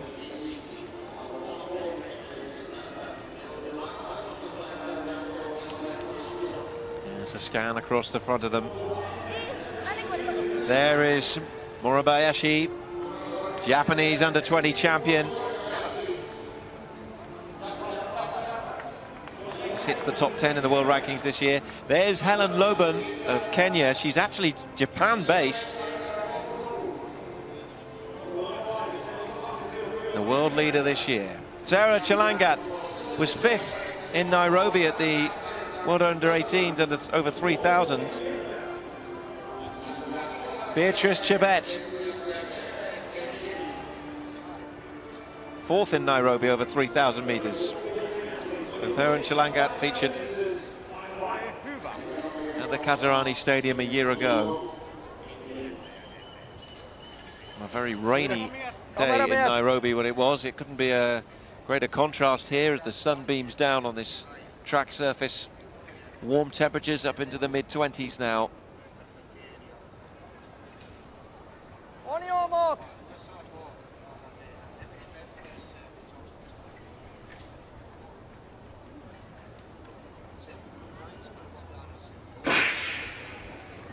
Away they go, 12.5 laps to negotiate in this women's 5,000 meters final. It's our first track final of these World Under-20 Championships.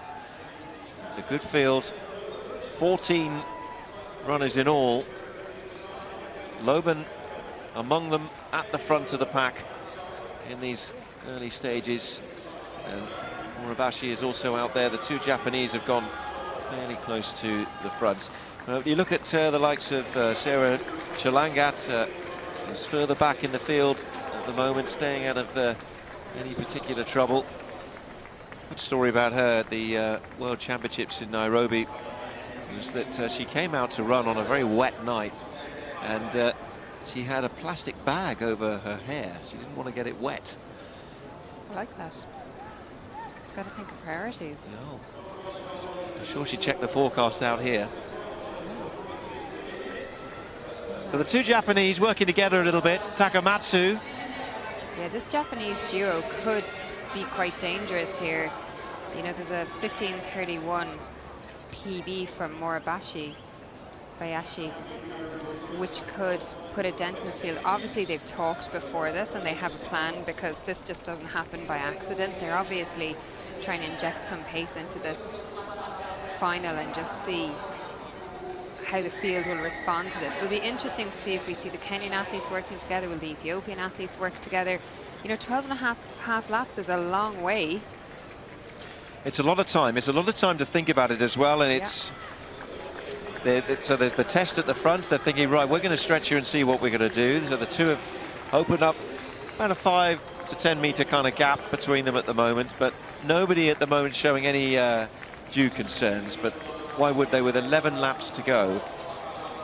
But there is a strong field. This has always been an event that the Ethiopians and Kenyans have starred in. 14 years of domination since Dorcas Inzaghu of Uganda won the title in 2000. But it is the two Japanese athletes who have gone out at a pace. They're not making much more of a gap, though. It's staying pretty solid for the past 300 meters. Now, Venter's the American athlete, is at the front of the chasing pack, and she hasn't closed too much on it, but it hasn't gotten bigger. Interesting move by the Japanese. Yeah, Emily Venter's just at the front of the second back. But there's a very, very strong contingent of Kenyans and Ethiopians in the field. If you think about Beatrice Chebet, she's the Kenyan champion, the 18-year-old. And also Gurmawit Gebreziher, who's the national champion of Ethiopia. Beat Ejigehu Tai of Ethiopia in those national championships. They've just come past us now in the commentary box, and I would say the gap has closed slightly, not significantly. And you wonder, will the Japanese athletes take turns in leading this out? It doesn't look like that's going to be possible. First 1,000 meters in 3 minutes and 7 seconds. See the little gap there back to the rest of the field, but early stages of that 5,000 meters final. In the meantime, pole vault qualification is continuing. Rachel Baxter of the United States. 2 failures at 4 meters 10. Third and final attempt. Baxter has gone 4:42 this season, so this should be well within her capabilities. You see the clock counting her down. You know, they only have a certain amount of time to actually take their jumps.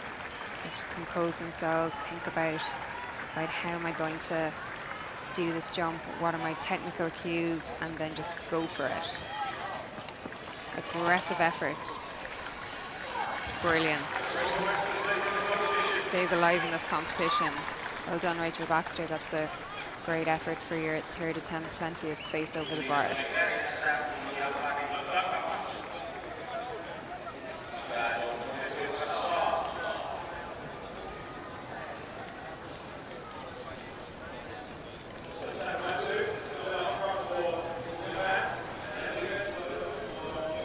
Things have changed a little bit in the 5,000 meters final.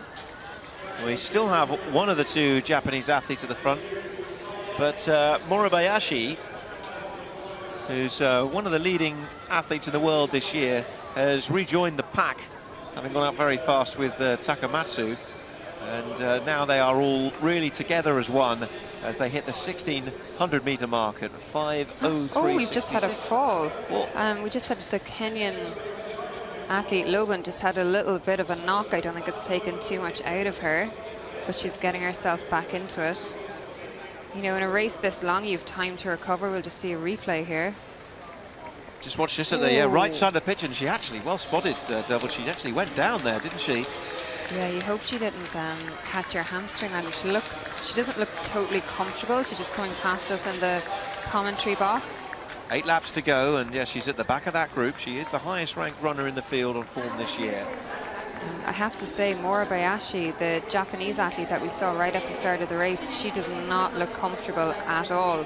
For a 15:31 athlete, she's trailed way off now, and I don't think we'll see her contending at all in this. No, she has fallen well out of the pitch. She's way off the back now in a little group of two that are, well, 30 meters behind at least this front group, which are still led by Takamatsu, her fellow countrywoman from Japan, along with Ventus. But you can see the Ethiopian and the Kenyans just starting to pile up behind that pair. They're 2,000 meters through now at 6 minutes and 21 seconds. And they are all poised and very comfortable at the moment. We're not even at the halfway stage, remember, but the likes of Chalangat, Chebet, Gebrezahea and Tai are all in there and all perfectly happy to just sit tight and choose their moment. Chalangat on the left of picture now, the yellow vest of Uganda. Tai, the Ethiopian athlete, just to the right of her as you look at the screen, looks super comfortable. She's just tipping along. She looks like she's working nowhere near as hard as Ventus, the American athlete, who's putting in a really good effort here. But Tai looks very comfortable. Yeah, she's just covering that break from her Ethiopian competitor. And here goes the 18-year-old Beatrice Chebet moving into the front, the Kenyan champion. Narrowly missed out on the medals at home in the World Under-18s last year, which will have been a disappointment for her. Such was the scene and the drama of Kasarani. Edged out to 4th place over 3,000 meters, but in 2nd place at the moment in this 5,000 meters final.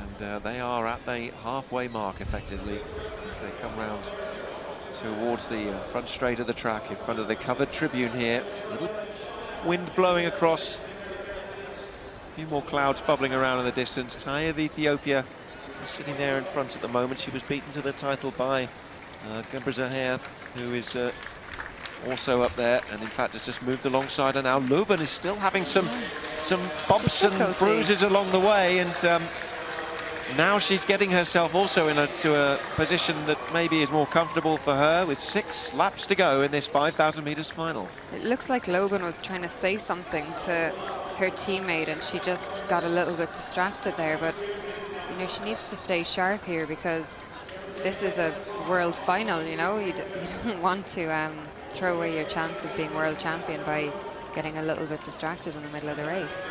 This is ominous, isn't it? There are 2 Ethiopians, 2 Kenyans, and the Ugandan. And the Japanese athlete Takamatsu, who's 15:45.79, is a kind of pace that she will have to show some improvement on this year. She's to keep pace with these athletes as they go through 2,800 meters now, and the big names are starting to gather.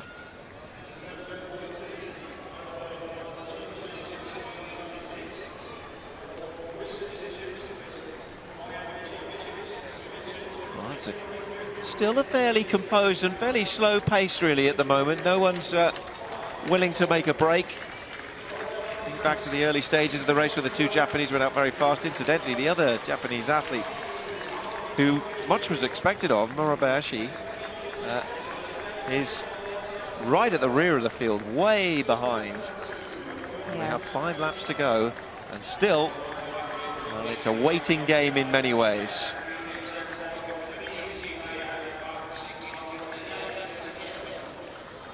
Czech athlete, Svabikova, is attempting 4:20 here in the pole vault. 4:25 is automatic qualification. And she made light work of that. Really proficient effort. You need a little bit of aggression in the pole vault, but it's controlled aggression. You have to tie it in with really good technique.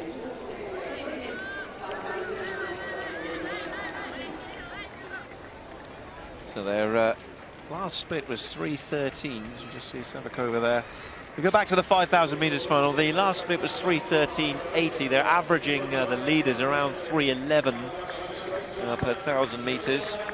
So that's going to bring them in a reasonable 15-minute pace, but it's not the fastest final we're going to see here. With 4 laps to go now in this 5,000 meters. And they have essentially just slowed down a little bit as the main contenders have gone to the front, and now they're just starting to move a little bit. Now the pace is picking up and it's stretching. None of the main contenders seem to want to kick for home. They're just happy to go along. You know, they'll come around with 3 laps to go, and someone's going to have to make a decision at some point to try and win this and make a decisive move. Well, Tay of Ethiopia has struck for the front at the moment. Loban has gone with her. And Chilangat of Uganda is there as well. Don't discount Chebet sitting in 4th. And it's a front 5 really at the moment, because Beatrice Chebet is up with them as well, the Kenyan champion. So these 5 now are potentially turning this into a race within a race. The others are struggling to keep pace. You see Taya there just looking up at the screen, trying to see, right, who is still coming with me. She'll be confident in the fact that she has beaten Chebet and Loban before. She may not be faster on paper, but she knows she has beaten them in the past. 3 laps to go, 5,000 meters final. Some of the others being left behind, the likes of Kaylee Logue, the Iowa State freshman from the United States, now dropping off, unable to keep pace with that front 5. I think we're going to no doubt see our winner come from that group. It seems almost certain now, as Tay takes her Ethiopian Gebreziher with her. Chebet in 3rd, Loban in 4th, and Chilangat is there as well.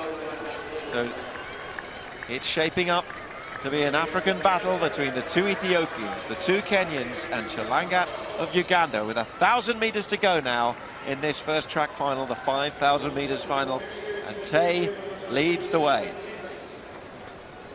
They're going to be thinking, right, how much can I kick? At what point do I want to kick from? You know, they'll be aware of each other as racers. They've competed against each other in the past, and all of that will be playing into their decisions here. I think Tay looks really comfortable still. You see her just glancing up to the left. She's using the big screens in the stadium to give her an idea of what's going on behind her, who's with her, and just taking that information and possibly making some decisions around that with her race plan. It certainly isn't going to be about times, no. But they have got quicker. The last split, the last 1,000 meters, they did in 3:04.86, led through by Tay. And you can see the gap now, really well illustrated by our cameras across this stadium. 5 at the front now, and it's going to come from this group, and Tay still looks comfortable, but Loban has run well this year. I mentioned she's the world leader, but largely actually based in Japan these days. It's 600 meters to go, and Chebet is sitting tight in there as well. Maybe Chilangat is now starting to struggle as 4 move away. Gebreziher is also sitting in there as well. You know, she looks like she could still get involved in this.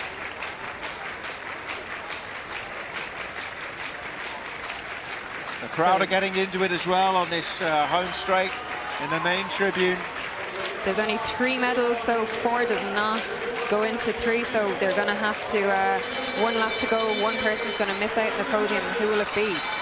And who has got the kick? Who has got a break in them? Who's still got something left in the tank? A front 4. Chilangat's dropped away in 5th. It's going to come from that group now. Loban looks like she's trying to go, but it just didn't happen for her. She's pulling up. Loban has pulled up completely. Chebet. So the front 3 now have got it in their hands. The podium places, but which order? Loban's in real trouble. They've broken Loban, so now it's just 3 kicking for home. You've got Tay, you've got Chebet. It's 2 Ethiopians, it's 1 Kenyan. Chebet sandwiched in the middle of the 2 of them with 200 meters to go in this 5,000 meters final. Tay with Chebet on her shoulder. Gebreziher, I don't think is going to be able to keep pace. She's starting to labour a little. Can't work those legs any quicker. The shoulders dropping. Home straight. Here comes the Kenyan. Chebet's got a kick, and Tay can't go with her at the moment. Chebet of Kenya is striding away. She's heading down the home straight. A last kick from Tay, but it's not enough, and Kenya has gold. Ethiopia silver, and Ethiopian bronze as well. But Beatrice Chebet, the Kenyan champion, world champion, 15:30.78, and once again African domination in the 5,000 metres. Chebet, who was 4th last year in Nairobi, has now come out and become world champion. This will mean a huge amount to her, putting that pain of being off the podium behind her. And just what a kick in the last 100 metres to take the title. Superb. The gold goes back to Kenya. Still the finishers coming in. There's Zhao of China. Well, we said from quite early on that it wasn't going to be a particularly fast race, 15:30. I mean, these runners have gone a lot quicker this year. But this is World Championships. This is about the glory. This is about winning. You know, it's about making the right decisions and seeing what's in the legs and just being brave a lot of the time. And Chebet ran a great race. She stayed in there the whole time. She'll be absolutely incredibly proud of that. I'm sure everybody back in Kenya will be incredibly proud of her. Look, the emotion from 4th to 1st. What a great first champion here. A great moment for the 18-year-old, and also very good, of course, for the Ethiopians. And there's one of the early front runners in the first few laps. Unsure really what happened to Murabayashi, but a great effort by her to come in because she clearly was struggling. So great credit to her that she saw the race through and came across the line, and the crowd showed great respect to her as well. 15:30 for Chebet is a personal best mark for her, even though it's well down the list of fastest times this year. She is absolutely delighted with that. You can see how proud she is running around there with her massive Kenyan flag, spikes in her hand. You know, this is an incredible moment from her, and we'll hopefully see her in the years to come on the senior circuit and really just using this as a big stepping stone. You know, she will always be world champion now. Yes, that flag sheltering her from the sunlight beaming down, and a broad smile. There was real raw emotion there at the finish. We were having a chat the other day with the Kenyan coaches, and they were giving us nothing away. We were trying to find out what kind of shape the girls were in, but they were keeping it all to themselves, and I can see why. They didn't want us to be telling anybody that Chebet was ready to go. Yeah. Loban obviously had a problem. I mean, she was comfortably the fastest on paper. She's run 15:12 this year, and some have gone as fast as 15:05 in this event. But Loban really struggled at the latter stages and dropped out of it basically with 300 to go. Yeah, with 300 to go, it just looked like Loban tried to make a move with 400 to go, and somewhere between 400 and 300, she just broke, and it didn't pay off for her. But you know what? She's a teenager. She'll learn from this. She'll congratulate her teammate, and she'll go away and try and come back a better athlete. And there it is. Chebet running to gold. Tay tried to keep with her. She just couldn't quite find that last bit of acceleration. The Ethiopians have a silver and a bronze on this first day of these World Under-20 Championships. You can see how much the silver meant to Tay as well, you know. This is a huge, huge championships, and, you know, the emotion from Chebet and the happiness from Tay there, it's really, really great to see that here this evening for our first medals in the stadium here in Tampere. And the first three actually all ran personal best, so I was a little unkind when I was talking about the pace, but I was basing it on the fastest times we've actually had this year and historically. But actually for these athletes, these were as well as they've done for the podium finishes, certainly these were good times for them in terms of their performance in the 5,000 meters.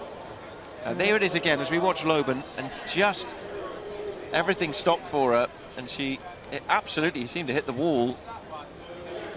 Yeah, I hope she didn't. She managed to come through and finish 5th. I don't think she hurt anything because she did finish it out, but she just didn't seem to have the kick or be able to go at 300 to go, and Chebet just kicked on. She'll be a popular lady down there with the press. They'll all want to know about her training. Where's she going to go from here? Let's confirm the 400 meters women first round. The results of the third of the 5 heats. Ella Connolly of Australia with a season's best 52.99, a fine performance ahead of Tiffany Silva. And this was the result of the fourth heat. Hima Das of India looking very good, 52.25. I suppose one of the big stories, though, is what happened in the fifth heat with Roshova falling and Simone Mason of the United States dropping out of the places to finish fifth, and she doesn't qualify on time. Yeah, it was just a bizarre race. You know, Simone Mason has come off a US season, and maybe she's just a bit burned out from it. Great to see an Irish lady in there, Divita Patterson, 53.20. You know, she's got a lot more in her, hopefully, for the semi-final. Yeah, the full list of qualifiers here from the first round summary of the women's 400 metres.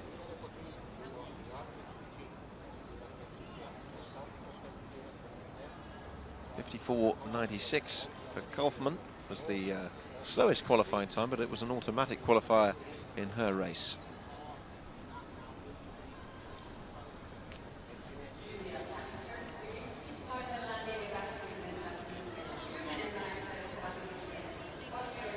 That's a gorgeous sight, isn't it? Chebet just full of joy. You know, that's what athletics should be about. It should be about the sheer love of it. You know, obviously it gets a bit more serious as you get a bit older. And here's the result of the women's 5,000 metres final. Gold for Kenya, Beatrice Chebet in 15:30.77. It was a personal best mark for her, and the Ethiopians take the silver and bronze.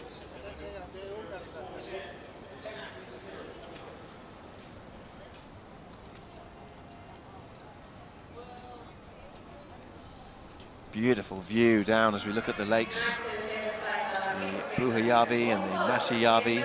So we look at Mondrot now, trying to clear 4:20 in the pole vaults, and she's over.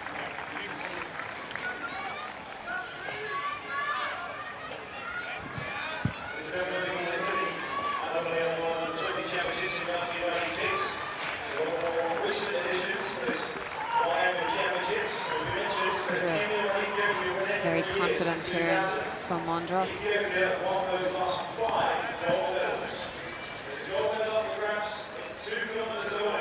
She's had no problem so far. Saga Anderson, a star over here in Finland. You know, they're really hoping for big things from her.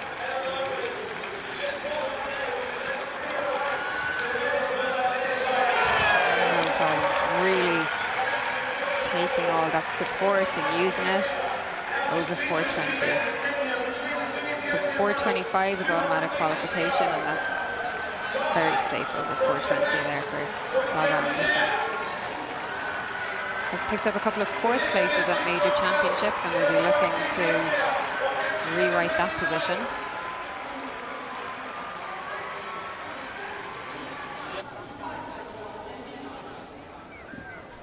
Discus qualification. Mentioned there were two groups.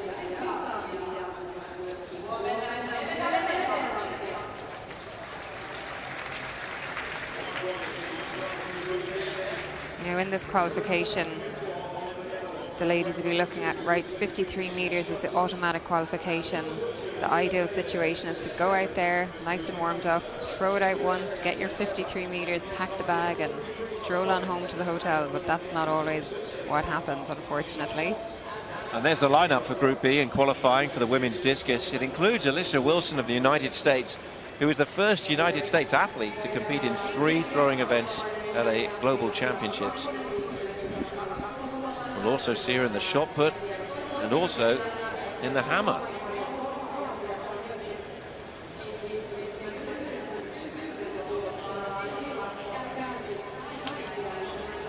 Finnish interest as well.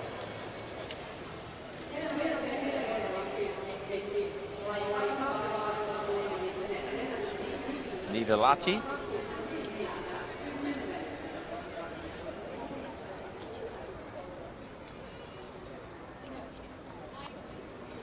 Look out for Van Klinken of the Netherlands, Tolj of Croatia, Alyssa Wilson of the United States, who we've mentioned.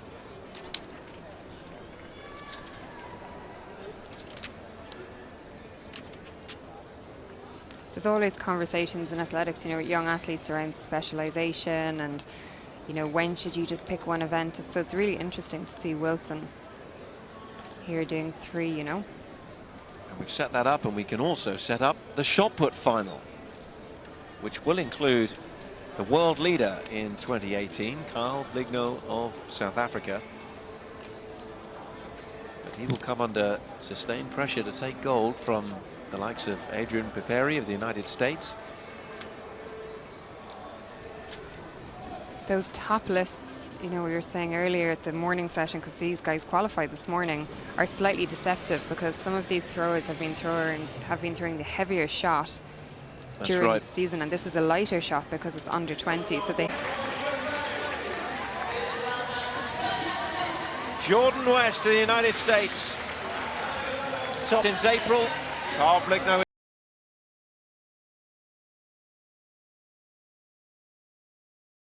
is the world leader.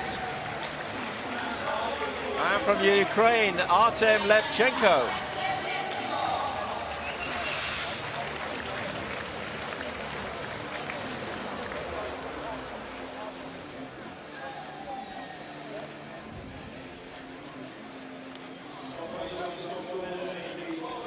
Top qualifier was Adrian Piperi. He threw 21.42. Muzanidis also cleared 20 meters.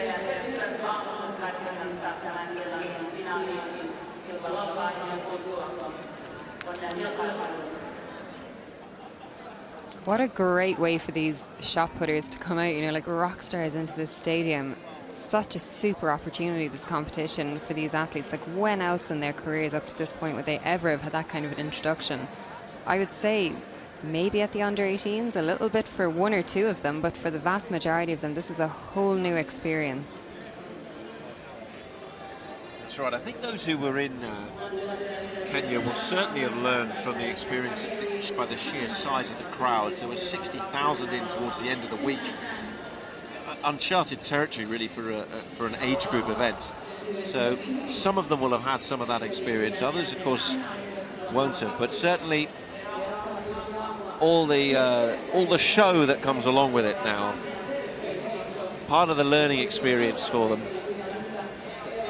Absolutely, and you know, these guys train so hard and they're so passionate about their event. So to see them getting that appreciation from the crowd and getting those big cheers is fantastic, and hopefully it gives them a lot of motivation to keep following their sport and pursuing this as the years go on, because it's a big transition period from being here at the World Under-20s to, you know, going through college and kind of making some big life decisions, and hopefully this will really impact. Positive experiences here can really impact them, you know. Did you ever run out with fireworks behind you? I didn't. It's such a regret for me, No one Tony. even holding a sparkler or no anything? No one bothered putting fireworks behind me. I'd nearly come out of retirement just to get a few. So jealous when I see them coming out now. I would have loved it. In my own mind, I was a fierce rock star.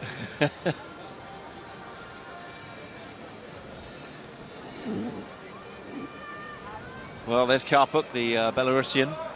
Yeah, he wants to spoil the party here for Adrian Piperi. Jordan West is another one that will be looking to upset things. American going for...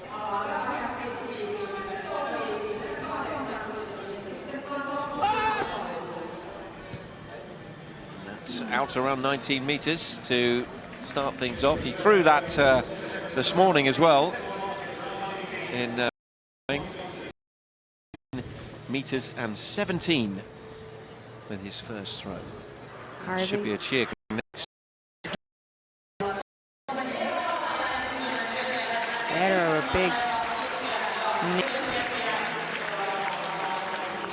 little shake of the head, disagrees with me. Well, he's not looked terribly comfortable in himself today, has he? Have a look there.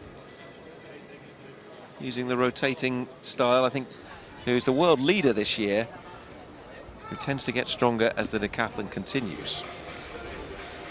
So much out of them at the end of the grueling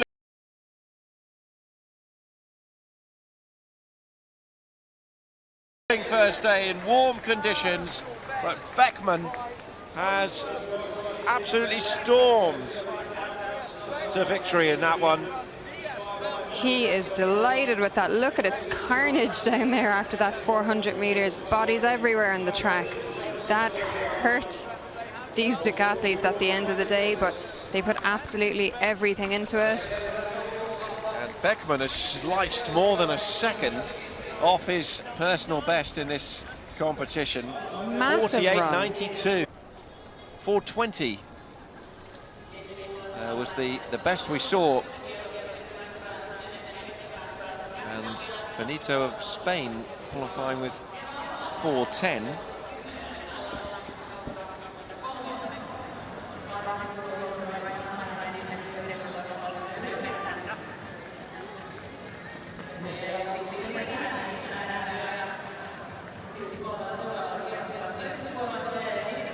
Back to the shot put.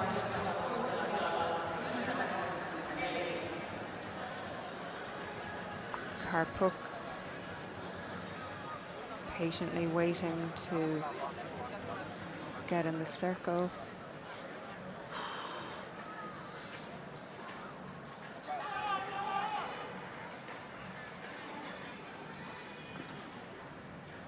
Currently in second.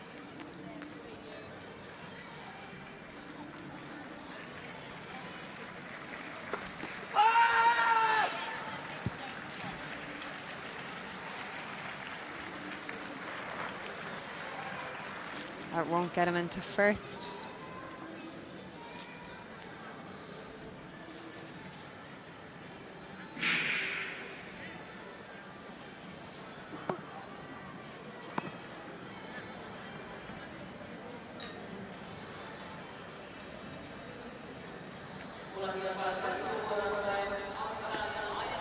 So Karpuk will still stay in second position. His 20.84 effort from the second round. That was his third round effort we saw. Oh, and we're going to the first medal presentation of the day.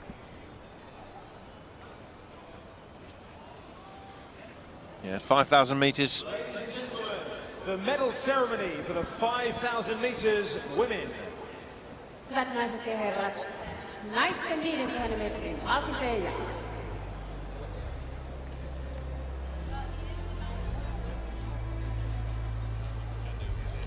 Our first medal ceremony here in Tampere. Sebastian Coe, IAAF President. Lord Sebastian Coe is here to watch the athletics. Spoke to the assembled media yesterday. And fitting person, I think, to hand out the medals for Bronze medalist. distance events like this. Nearly stayed with Chebet all the way. She hung on in there for a silver.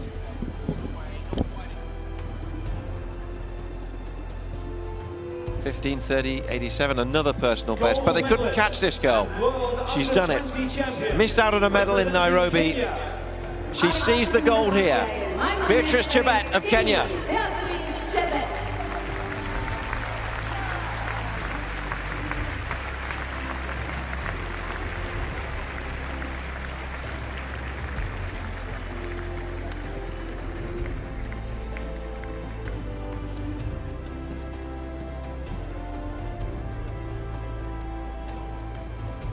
What a moment.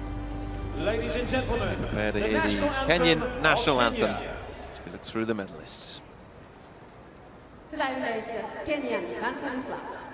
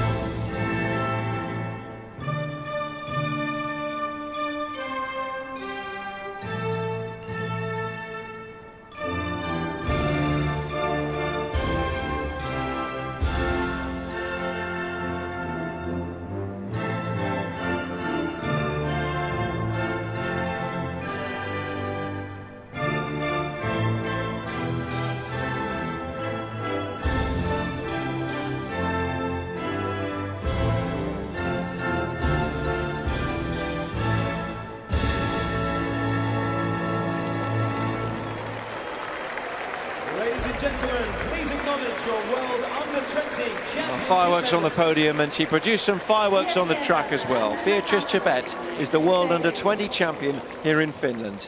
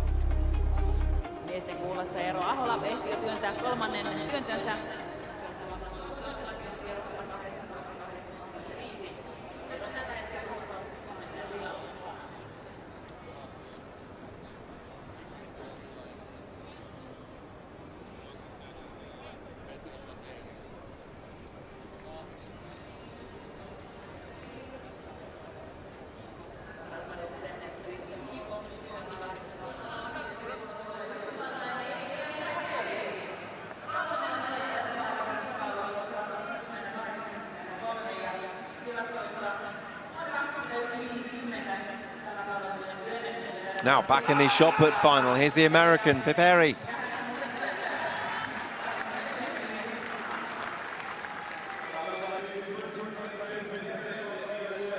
.2083 is his best so far. That was his third attempt. Remember, the field will be reduced in the latter stages of the competition. He was lying third, but he's just breached the 21-meter mark. He doesn't look terribly happy about it yet. He knows he can go further, but that's 21.01 for Adrian Piperi. Now then, Musanidis psyching himself up, the Greek. Fourth place overall at the moment for him. All important third round here. Sends it off, sends it high, sends it far, and they're cheering in the stands in their Greek vests. 20.59, but he's got a lot better there. Really pleased with that. Got great height, he got great acceleration on his rotation. Timing right, power right. And he just knew straight away, didn't he, that he had let out a really good one. It's 21.07. It's a new national under-20 record as well for Greece. It's a big moment for him on the world stage. Tamashevich is next up, the Belarusian. He's going to PB in the first round, no throw second round. Oh, his balance was struggling there and he's fallen out of the circle. When you generate that much power, the balance, maintaining that balance is so difficult. That's why these guys are so good, but he just... Absolutely, they have to be extremely powerful but remain very agile and just be able to control that power through the circle. He's fifth overall at the moment. Now Ryan Ballantine of New Zealand.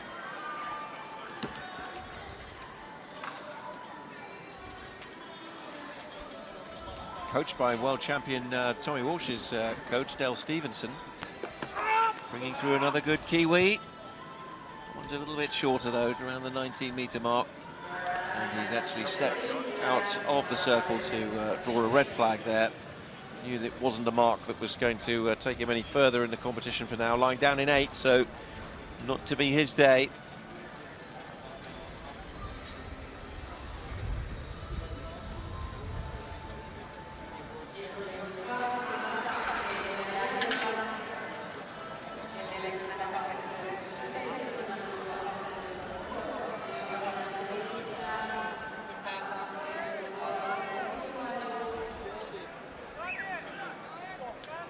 Next up will be the Australian, Alexander Kolesnikov.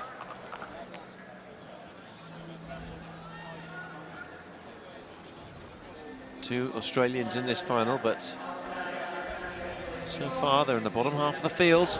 And that change here. No, he didn't really seem to look terribly confident about that, and a red flag for the man from New South Wales.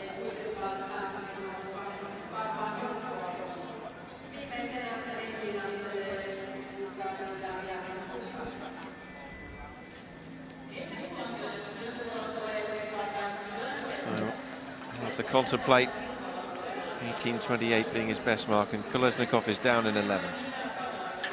Just have a lie down and think about it. Jordan West looking to make an impact on this competition. And it's outside the sector, I think. It's gone wide right.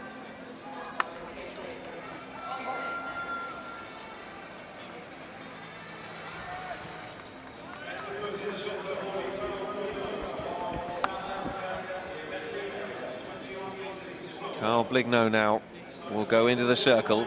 He's in the gold medal position.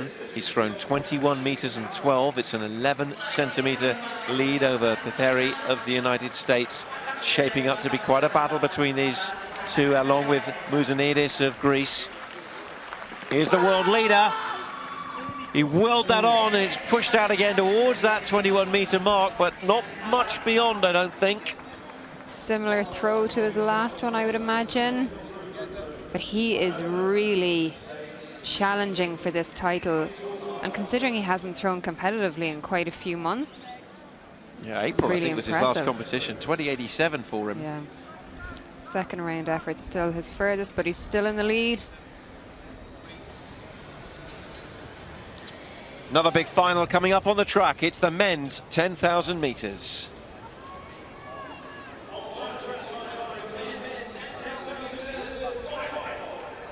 World leader this year, Jacob Kiplimo, is in the lineup.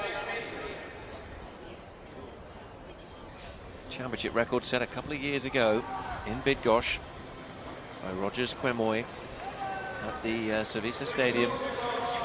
Here they are, it's a big field, there's 28 of them out there.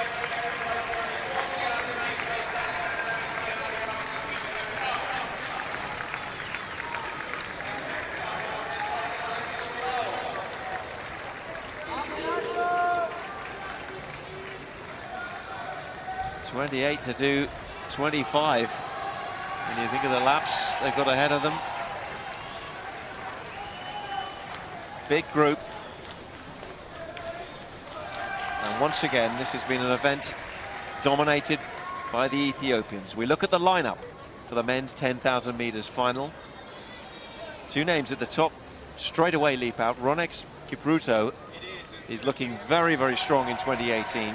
Jacob Kiplimo is the world leader. The Ethiopians will be there or thereabouts, I'm sure. Argawi, third down from the top on that list. And Adugna is the other one.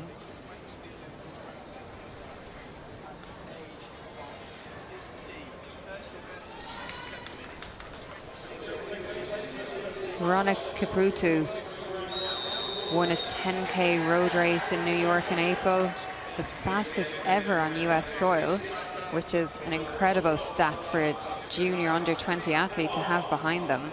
But you know, Jacob Kiplimo will give him a really good run here. I think the two Ethiopians on paper, I think their times aren't as fast as they're capable of going. Those times are at altitude. They don't quite reflect what I believe they're capable of here.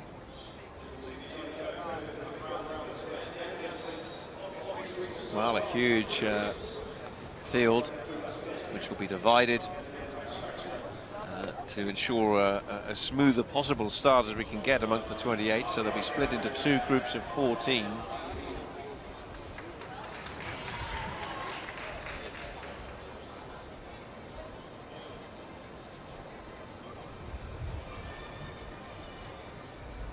Boyd of Kenya, no doubt, will be dangerous. Kipruto as well, the African junior cross-country champion. 28 of them are lined up for this 10,000 meters final.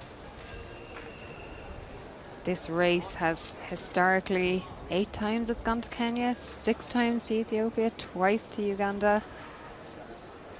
It's hard to see it going elsewhere, but let's just see how the race unfolds.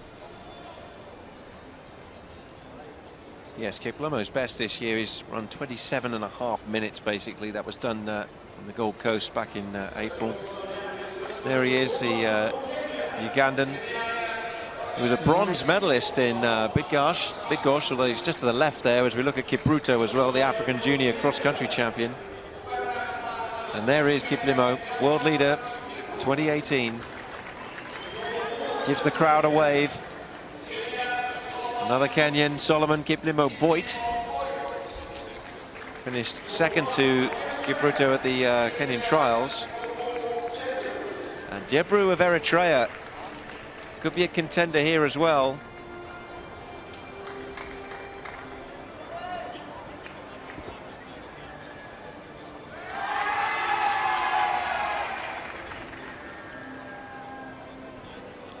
Good to see some of the athletes out there smiling and looking relaxed. Yeah, it's running after all. This is something they do every day. Good to see them enjoying it. Roble Sibatu of Eritrea completes a dangerous pairing.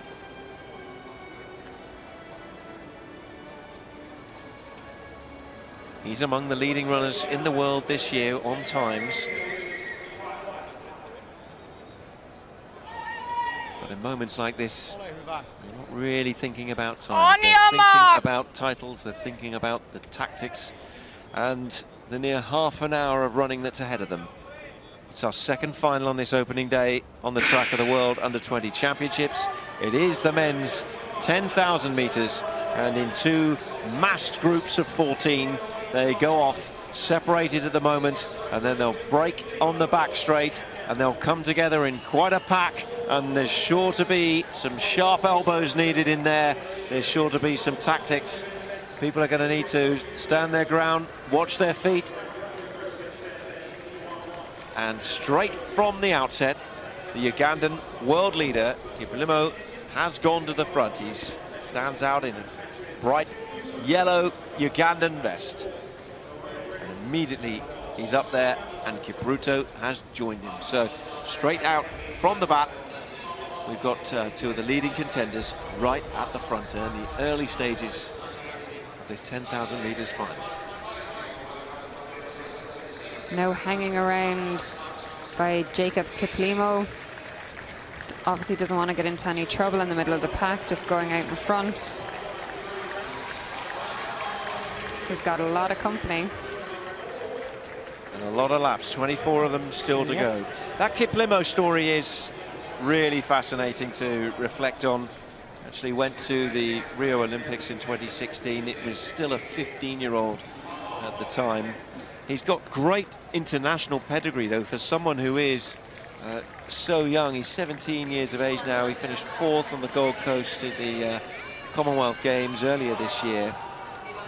But he's also been to events like the 2017 IAAF World Championships, the Commonwealth Games I mentioned, World Cross Country, and he's a World Under-20 Cross Country champion as well. So he's certainly set himself up as one of the great young athletes in long distance running. But what kind of challenge, we wonder, will particularly Ronex Kipruto put up for him? It's great to see athletes like Kiplimo here, you know, that this championship means so much to them.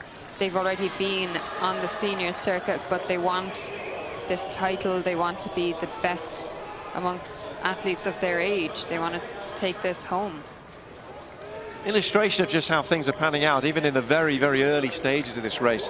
They went out in two separated groups of 14 before the break on the back straight, which brought them together. They're effectively back apart as two groups of almost 14 each. So they're quite evenly split now.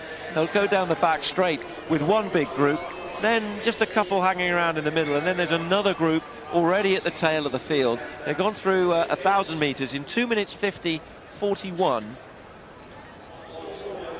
Yeah, there's definitely two distinct groups in this race, which is quite early in the race for this to have happened, but it's such a big field, it's probably no harm. You know, I'm sure the main contenders are quite happy with that. And of course, they won't potentially have wanted a really slow-paced race, which would have kept everybody bunched together. There's greater risk, therefore, of feet getting tangled, and a lot more physical confrontation within the race. Those leading contenders would have just perhaps decided, well, let's break off those who are not going to be able to stay with us and move away and get into our own race, because there is a group now of, it's about 14 at the front who are leading the way. Well, we saw in the women's 5,000 metres, Logan, who was one of the favourites, we saw her go down on the second bend, get back up and get back into the race, but then with 300 metres to go, it looked like she didn't have anything, and you'd have to look back now and wonder, did a fall like that affect her? And you'd hope with these athletes here that the same type of situation doesn't happen. But they're starting to spread out here already. You can see the front group. As we're sitting in the commentary box, they're just coming around the top bend, and they're starting to put a bit of space between them. They're stringing out a little. Yeah, we got a view of Christopher Dryden, who's in his first major international event. A big challenge ahead for him. He's one of the leaders of the second pack, who are well back at the moment. He's from Christchurch in New Zealand. Well, we have two very individual races going on at the moment. Yeah, absolutely. Kip Limo just bringing them through. 21 laps to go. Looks comfortable at the front, not content to keep the pace slow, wants to kick on here. It's starting to cool down a little bit in the stadium at this time of night, which is great for the athletes. Still a beautiful evening, but not quite as searing hot as it was perhaps 2 hours ago. No, we even have some shadows across parts of the track now, and for the first time in these championships, although they're not really needed in the situation that we're in with 19 hours of daylight a day here in Northern Europe, but the floodlights are actually on. They're very distinctive floodlights as well. The big pylons beaming the lights down from kind of vertical shaped bulbs. We'll try and give you a glance of them at some point. A look at the two Eritreans who are likely to be dangerous. And that would be a big moment, of course, because this has been an event that has been absolutely dominated by Ethiopia, Kenya, and on a couple of occasions Ugandans have taken the title as well. 2,000 metres in 5 minutes 40.68. 2 years ago was Rogers Chumo of Kenya, ahead of an Eritrean, Aaron Kifle, and the aforementioned Jacob Kiplimo, who got a bronze medal in Big Gosh. He ran 27 minutes, 26 seconds, 0.68 seconds, in fact, 2 years ago at the Zavisa Stadium. But in recent times, well, we've seen in the last 5 championships, 3 Kenyan golds, 1 Ethiopian and 1 Ugandan. But they're going along at a fair pace at the moment here with Kiplimo, who's been at the front since the start, quite content to stay there. Kiplimo is a great cross-country runner. He'd have a lot of strength in the legs. This pace wouldn't be too tough for him. He should be quite comfortable at it. But he's doing a lot of work out the front. You know, the Kenyans are quite content to sit in on him and just let him bring them around. Kartik Kumar of India has been basically providing the string between the two groups, really, and he's sitting on his own off the pace of the front group.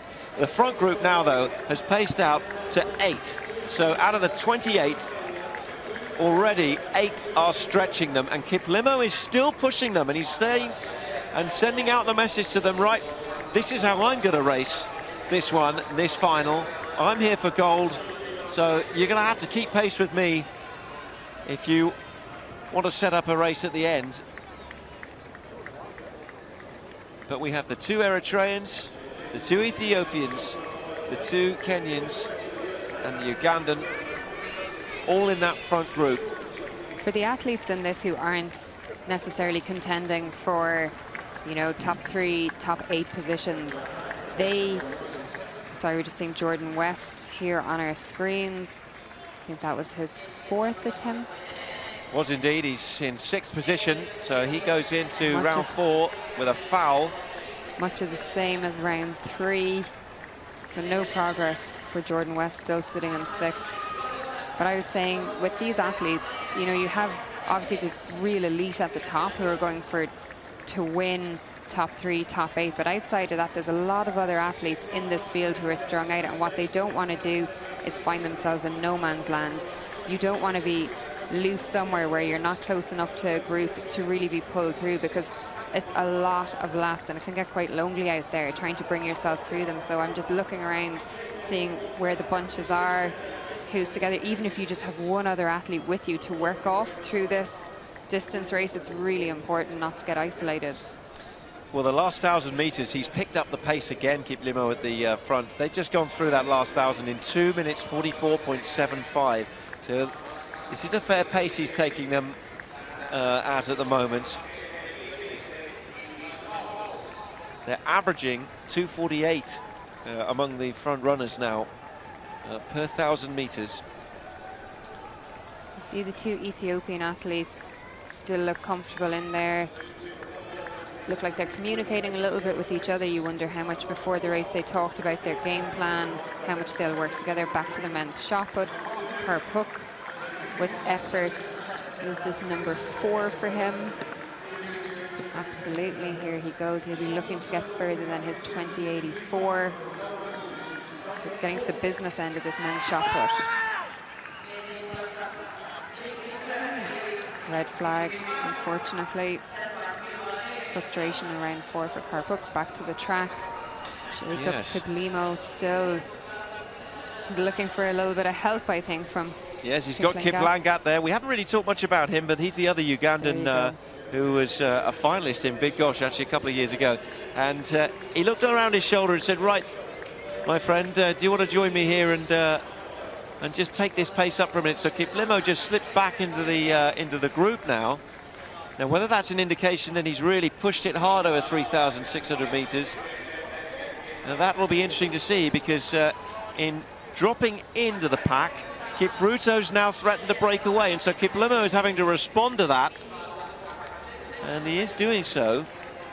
Kipruto has put down some pace here and is making a definitive break, and he's being chased by Boit, his teammate, is not letting him go. Yeah, Boit is with him. Kiplimo has had to run, so having surrendered the advantage, the two Kenyans have gone to the front and they're taking the Ugandan with them. Now the question at this point is, are the others going to follow? Have they got it with them? Do they want to keep pushing it at that pace? Still a long way to go in this race. Back to the men's shot put. The Greek athlete, round 4. Previous round national record. Another really good effort. Gets the white flag. He's in the form of his life this evening.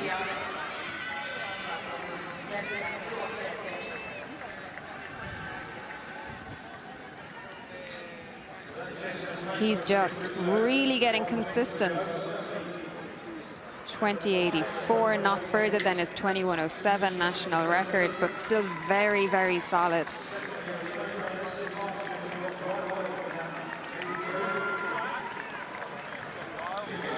Lignot, our South African thrower,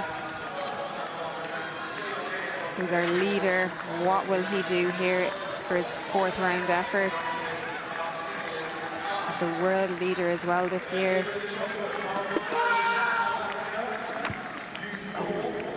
Still under 21, not happy with it. Little shake of the head. It's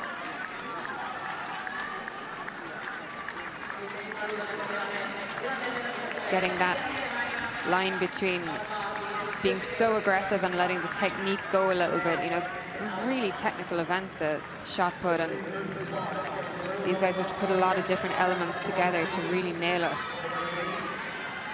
Back on the track in the 10,000 meters final, and it's still fascinating to see the pace at which this leading group have taken it out. They did 4,000 meters in 11 minutes 13 seconds in a split. The last 1,000 meters in 2 minutes and 47. And it's Boit who's leading.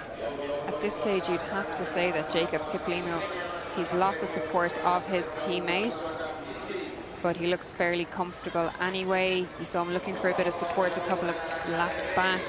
They're just passing the other athletes in this field. Yes, I mean, that is amazing, isn't it? It's quite an early stage to be storming past that group, but absolutely.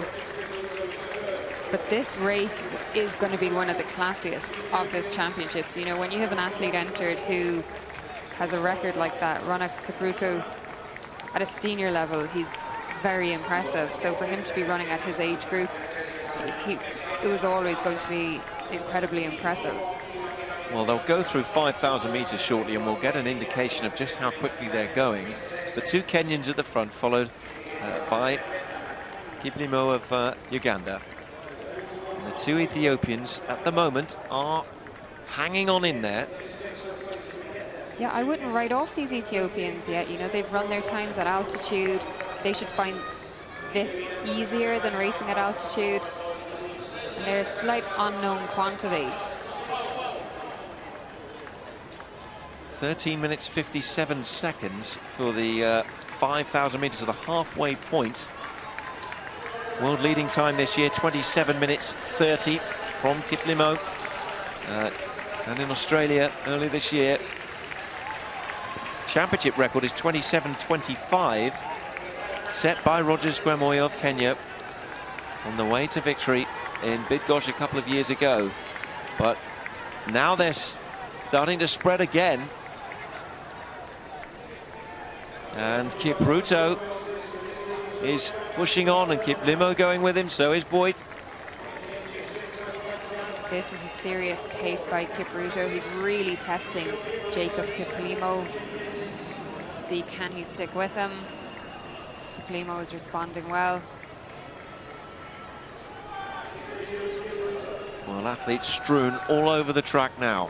A Kenyan in first, a Kenyan in third, and sandwiched in between the Ugandan world leader in 2018. It's Beruhu Aragawi of Ethiopia who's trying to stick with that group, but he's just now lost 5 meters or so in fourth place. Well, the rest of the field have really struggled to go with this pace, and that's including some very, very strong runners. They're at 5,600 meters now. Yeah, the pace is punishing here. Ronex Kipruto is not really... Oh, he's happy to give up the lead to Jacob Kiplimo. Looking for support from Boyd, his teammate. Well, it's cat and mouse, really, isn't it, now, between them? And the pace is just slowing a little bit. Absolutely. The last lap was much quicker than this one, I'd imagine, once they see some splits. Yeah, I think Kipruto really wants Boyd to take this on for a while. He did some work, and now he'd like a little bit of help. But Jacob Kiplimo is not making it easy for the Kenyans to work together. He's got a lot to say about it. Look, Aragawi has come back in once the pace has slowed. It's given him an opportunity to get back in the mix here. Yes, so a leading 4 with 10 laps to go in the 10,000 meters final on this first evening of these World Championships. Meanwhile, over to the Shotput. Adrian Peperi, who desperately wants to add the World Under-20 title to his World Under-18 title. So far, not leading, but what will this look like? Oh my God, there you go. That's what he's looking for. Adrian Peperi, absolutely outstanding. That's what he's been waiting for. He's been so frustrated up until now, and look at that. What a throw. Incredible effort by Peperi. Whoa. World Under-20 lead, 22:06. Wow. Stunning effort in the 5th round by Peperi. And he's been so frustrated up to this point, but everything just came together at outrageous 22:06. Massive personal best by him. What a throw. Back on the track and in the 10,000 meters, 9 laps to go, and once again there's a little move made here. Kipruto has taken a little step on Kiplimo, who's in second, and Boyd is in third. And we've seen the Ethiopian Aragawi, having caught up with that group when the pace slowed, drop off a bit. But now you just sense could have another key little chapter in this race. Kenya 1-2. Kiplimo in third, the bronze medalist in Bydgoszcz a couple of years ago. He's sitting in that position now. That race continues. Is there a response in the Shotput? Lignot was leading. until the 5th round. This incredible throw by Papiri. Can he respond to it? Huge throw. What has he got in response? He was the world leader right up until about 2 minutes ago. Can he snatch it back?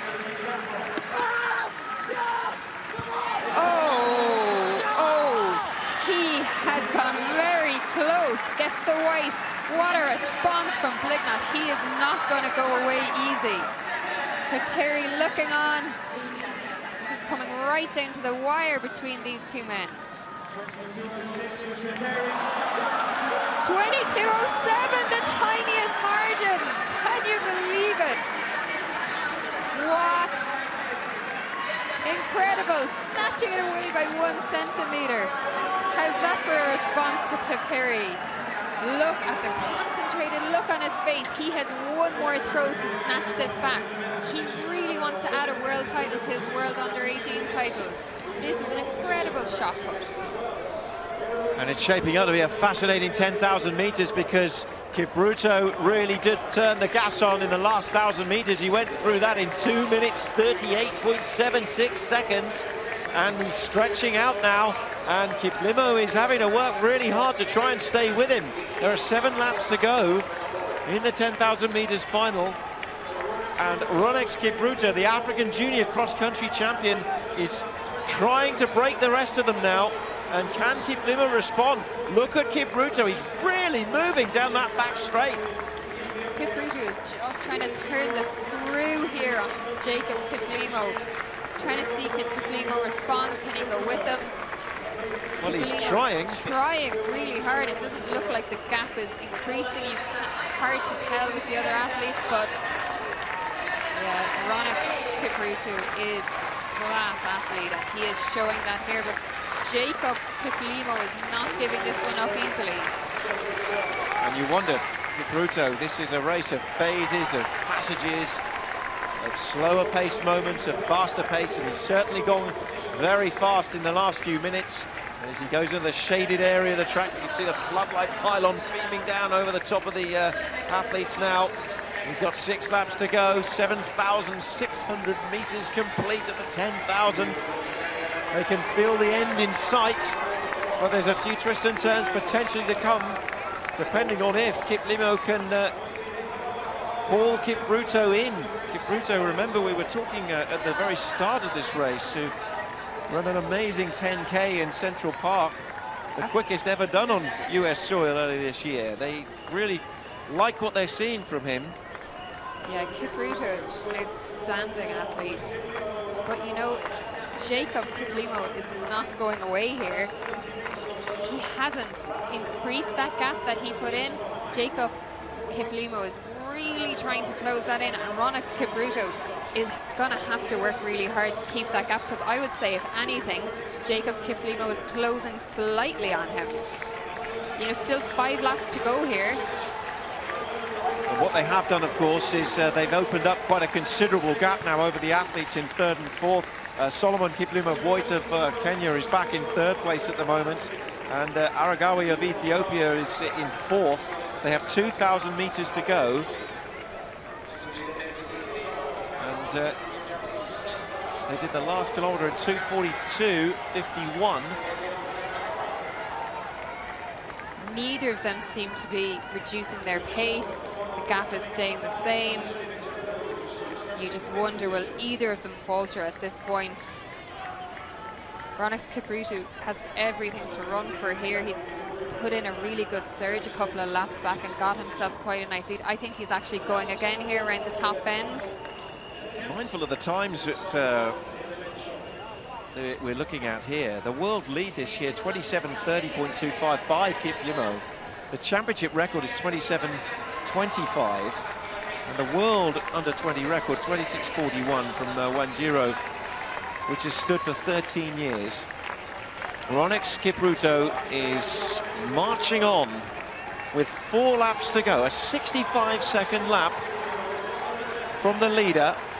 Aragawi and Boit are in 3rd and 4th, but they are distant now, and Kiplimo is the only person really who is endangering the gold medal position, you would feel. for Kipruto, and he's in the yellow vest away to the right, and the shot is building up to a great conclusion as well. Here we go, Pipiri, this is his last chance to snatch this back. Huge effort now from him. Oh, I don't think he's done enough. Blignot punches the air. He thinks he has this. What a competition from Pipiri to just have this snatch from him by 1 centimetre. Great response again in the 6th round. Oh, you can just see the look on his face. 21.58, it won't be enough. It's a silver to add to his gold from the Under-18 World Championships. Blignot has been outstanding here. The Greek thrower who set a national Under-20 record in the 3rd round. What can he do to finish this out? Last attempt of the day. Oh no. Superb throwing from him, and we're back to the track. Where there's a big lead for Roneks Kipruto, the African junior cross-country champion. He's got only 1,000 meters to go. He's just gone through that last kilometer in 2 minutes and 42 seconds. He's got a big advantage over Kiplimo. He's 9 seconds ahead of him. He's way back now, the world leader. This is astonishing stuff. But here's a big throw in the shot put.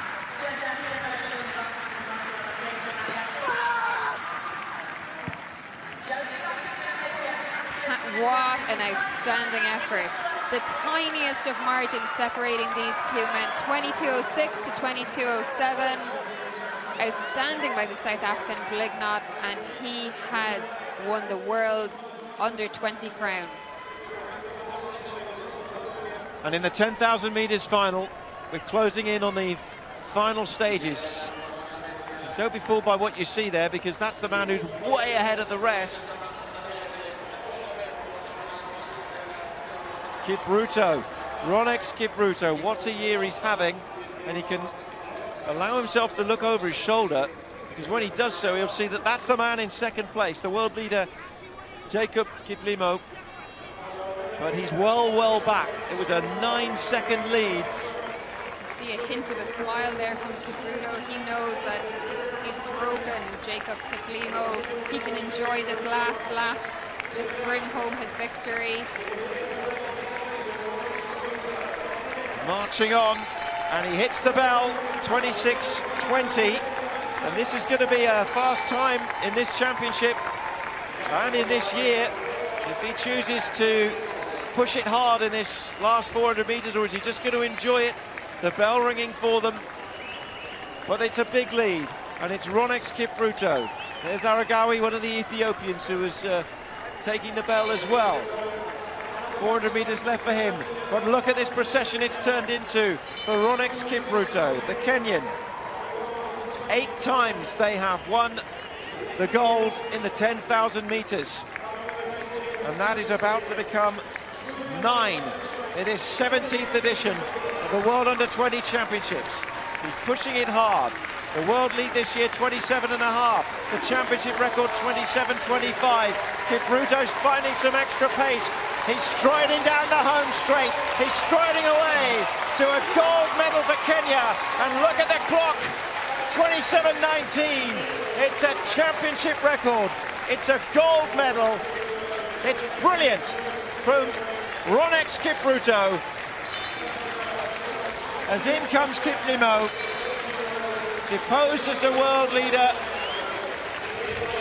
The crowd were on their feet to see Roneks Kipruto. They know the class of athlete they've seen come home here in the last 100 meters, and the crowd absolutely appreciating what he's done out here tonight. And Aragawi gets the bronze.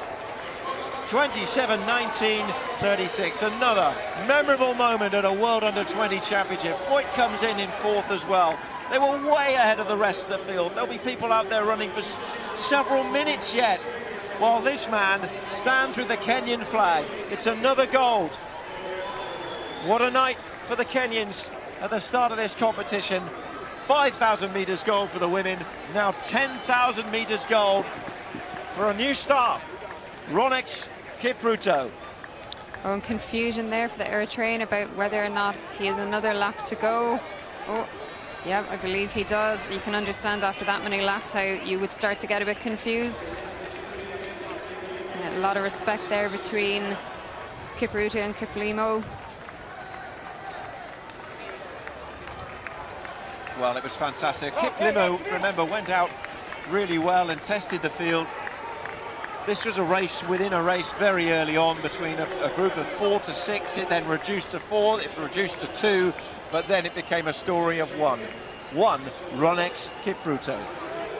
You'd have to say Jacob Kiplimo threw everything he could at Ronex Kipruto, and it just wasn't enough tonight. You hope to see them battle it out over the years to come. As the shadows lengthen over the track, the bell still rings for many of those out there. An absorbing race in so many ways, but so many just broken very early, and they will have known, looking at times and experiences coming into this, that there was likely to be some front runners.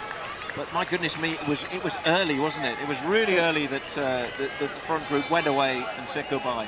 Yeah, from the first lap, to be honest, it was like 2 races. And you know, there's a lot of young athletes here coming from all over the world, every continent, and they'll learn from this. They'll see Kipruto, Kiplimo, where they are, what their standard is, and they'll aspire to try to get to that standard, and they'll want to go home and see, right, what can we do to be at that level. Yeah, broadcasters from all over the world here to hear the words of the winner.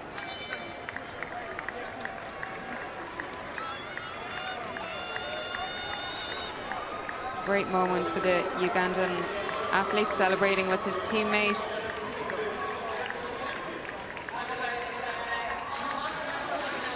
Aragawi came through to snatch the bronze, and his teammate celebrating with him in a lap of honor, which is always really lovely to see. You know, these athletes know each other so well. They train together a lot of the time. They travel together. And they really do support each other.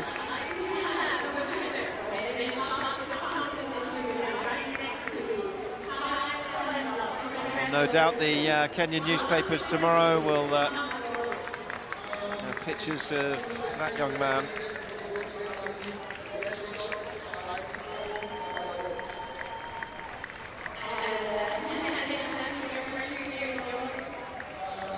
He'll be 19 in October. And he has soared on the world stage. This was his finish. After a really fast-paced race, he could celebrate and still find a kick in the home straight. First it was the right arm, then the left, and then as he crossed the line, it was both. Just thrilled with his effort. You saw the smile beginning to happen about a lap out. Great to see that joy from Kipruto.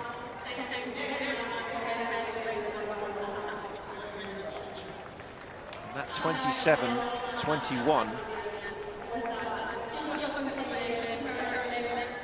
is the world lead mark for this year. He shaved 9 seconds off Kiplimo's previous best mark. Kiplimo there for a moment, I think he was actually unsure whether he needed another lap because it had become such a domination in the end. But what a fine year this young man's had, and this, well, this is only one battle in what's sure to be a really intriguing contest. And a good run from Aragawi of Ethiopia as well. Aragawi coming through in a big personal best. You know, we said that their times on paper, the 2 Ethiopian athletes, were probably somewhat deceptive because they were done at altitude. And you saw them knocking a huge amount off their PB. 27:48:41 for Aragawi. Incredible run. I'm sure he'll be really happy with that effort as well tonight. Oh, you see Paperi, and like, not what a show they put on for us here tonight. We've just been spoiled with the standard of athletics, and a lot of respect between those 2 competitors. Well, that's unbelievable. 1 centimetre separating gold and silver. 22:07 for Bligno, and Paperi 22:06. area record. World lead from Brigno again. Hadn't performed for a while. Didn't look terribly rusty. And the Greeks will take a gold with a national record for Musanidis. But South Africa have a gold medal in the shot put.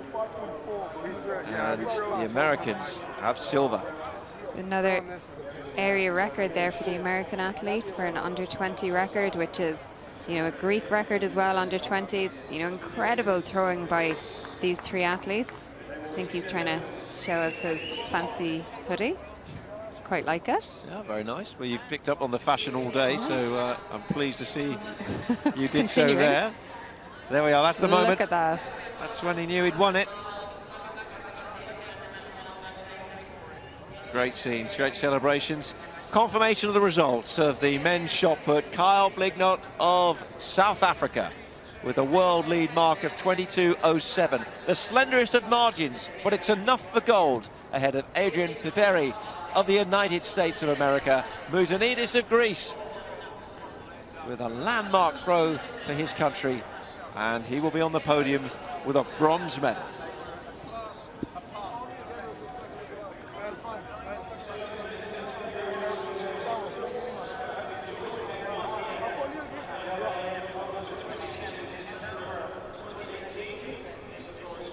Just to sort out something, Aidan Owens has been disqualified for an infringement in the second heat of the 400 meters.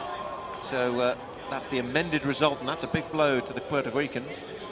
Yeah, he had a great run as well. I believe he ran a PB, and that's a major blow. It's almost his competition done, to be honest. You can't afford not to pick up points in anything, in any one event here in the decathlon, so that's incredibly disappointing for him. And the summary shows an Australian 1-2 after the first day of 2 days of competition in the decathlon. What a day for Ryan Malone, who leads the way at the moment ahead of his fellow countrymen.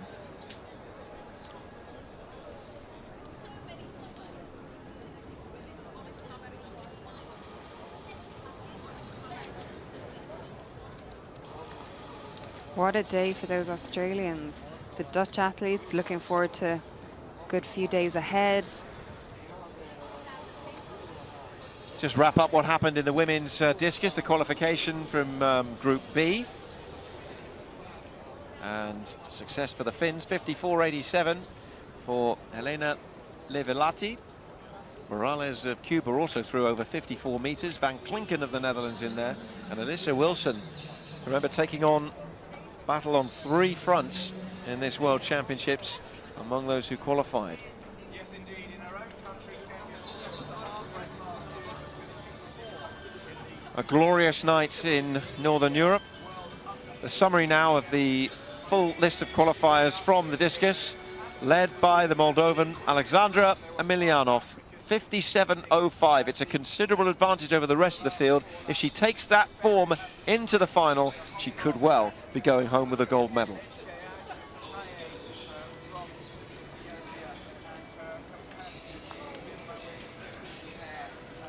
What a beautiful setting this track is set in. We really are spoiled here in Tampere.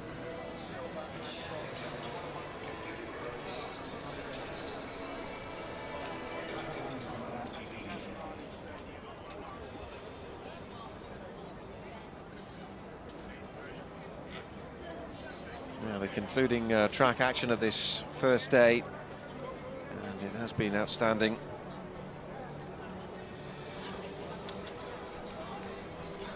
Chance for some reflection, and some athletes of the future have been here to see it too. Great to see young kids here getting exposed to the sport from an early age. I have a daughter around the same age, so I'm not sure she'd sit here and behave for a whole session. They've done well. They've been enthralled by some of the great moments. And we have seen, for a first day of a World Under-20 Championship, we've seen championship records smashed. We've seen glory, and we've seen drama all the way to the conclusion. Yeah, these athletes have really brought their best standard to this, and we have been spoiled rotten sitting here today watching it. Let's confirm the result of the men's 10,000 metres final. A championship record, 27 minutes, 21.08 seconds. Gold for Kenya. Ronex Kipruto ahead of Jacob Kiplimo of Uganda, who takes the silver. Further back, some 27 seconds behind the winner, was the Ethiopian, one of the two Ethiopians. And Aragawi will be on the podium tomorrow. The rest of the finishers, well, they carried on coming in for several minutes after the winner. Kipruto blew them away. It was hard going out there for the competitors in the men's 10,000 metres.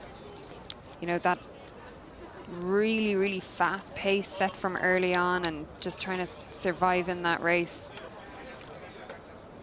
Hopefully they'll take a lot from this. And there's one of our gold medalists, the 5,000 metres champion, Beatrice Chebet. Yeah, and what a champion she was. It was great to see her joy coming over the line. Well, tomorrow's second day will include 110 hurdles for decathletes and for the specialists. Oh, great. Looking forward to that. Always.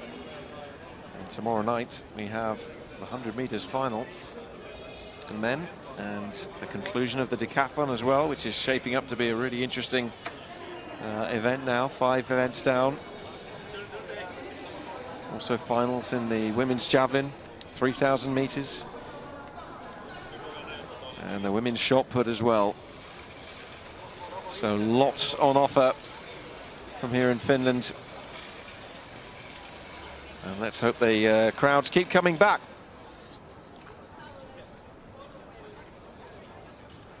Absolutely, and what an appreciative crowd they are of their athletics here in Tampere. And already, I'm looking down on the track, Tony, and the officials are putting the hurdles out. How organised are they?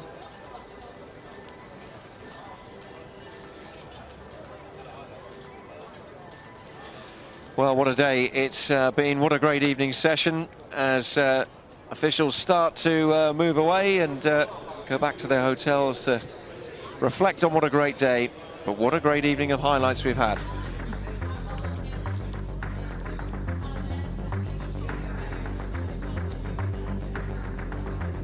The Aussies soared in the high jump for the decathlon. Gaza was pumped. The Aussies in the crowd were too.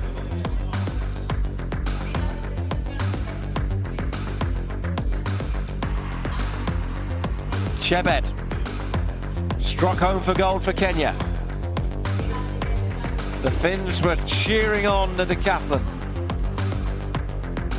She went all the way to the top of the podium.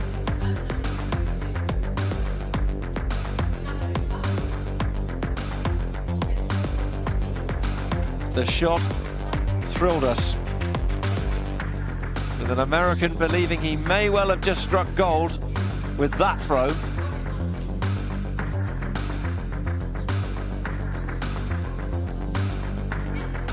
Only for the world leader to go 1 centimetre better to claim gold.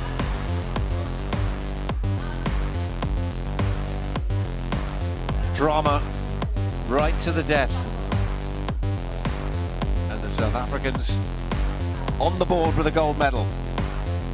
The Kenyans made it a double night of success. Kipruto dominated, destroyed, and that image will leave us at the end of the first day of these World Championships. For Derval O'Rourke, this is Tony Husband saying join us again tomorrow for more from here in Tampere. Goodbye.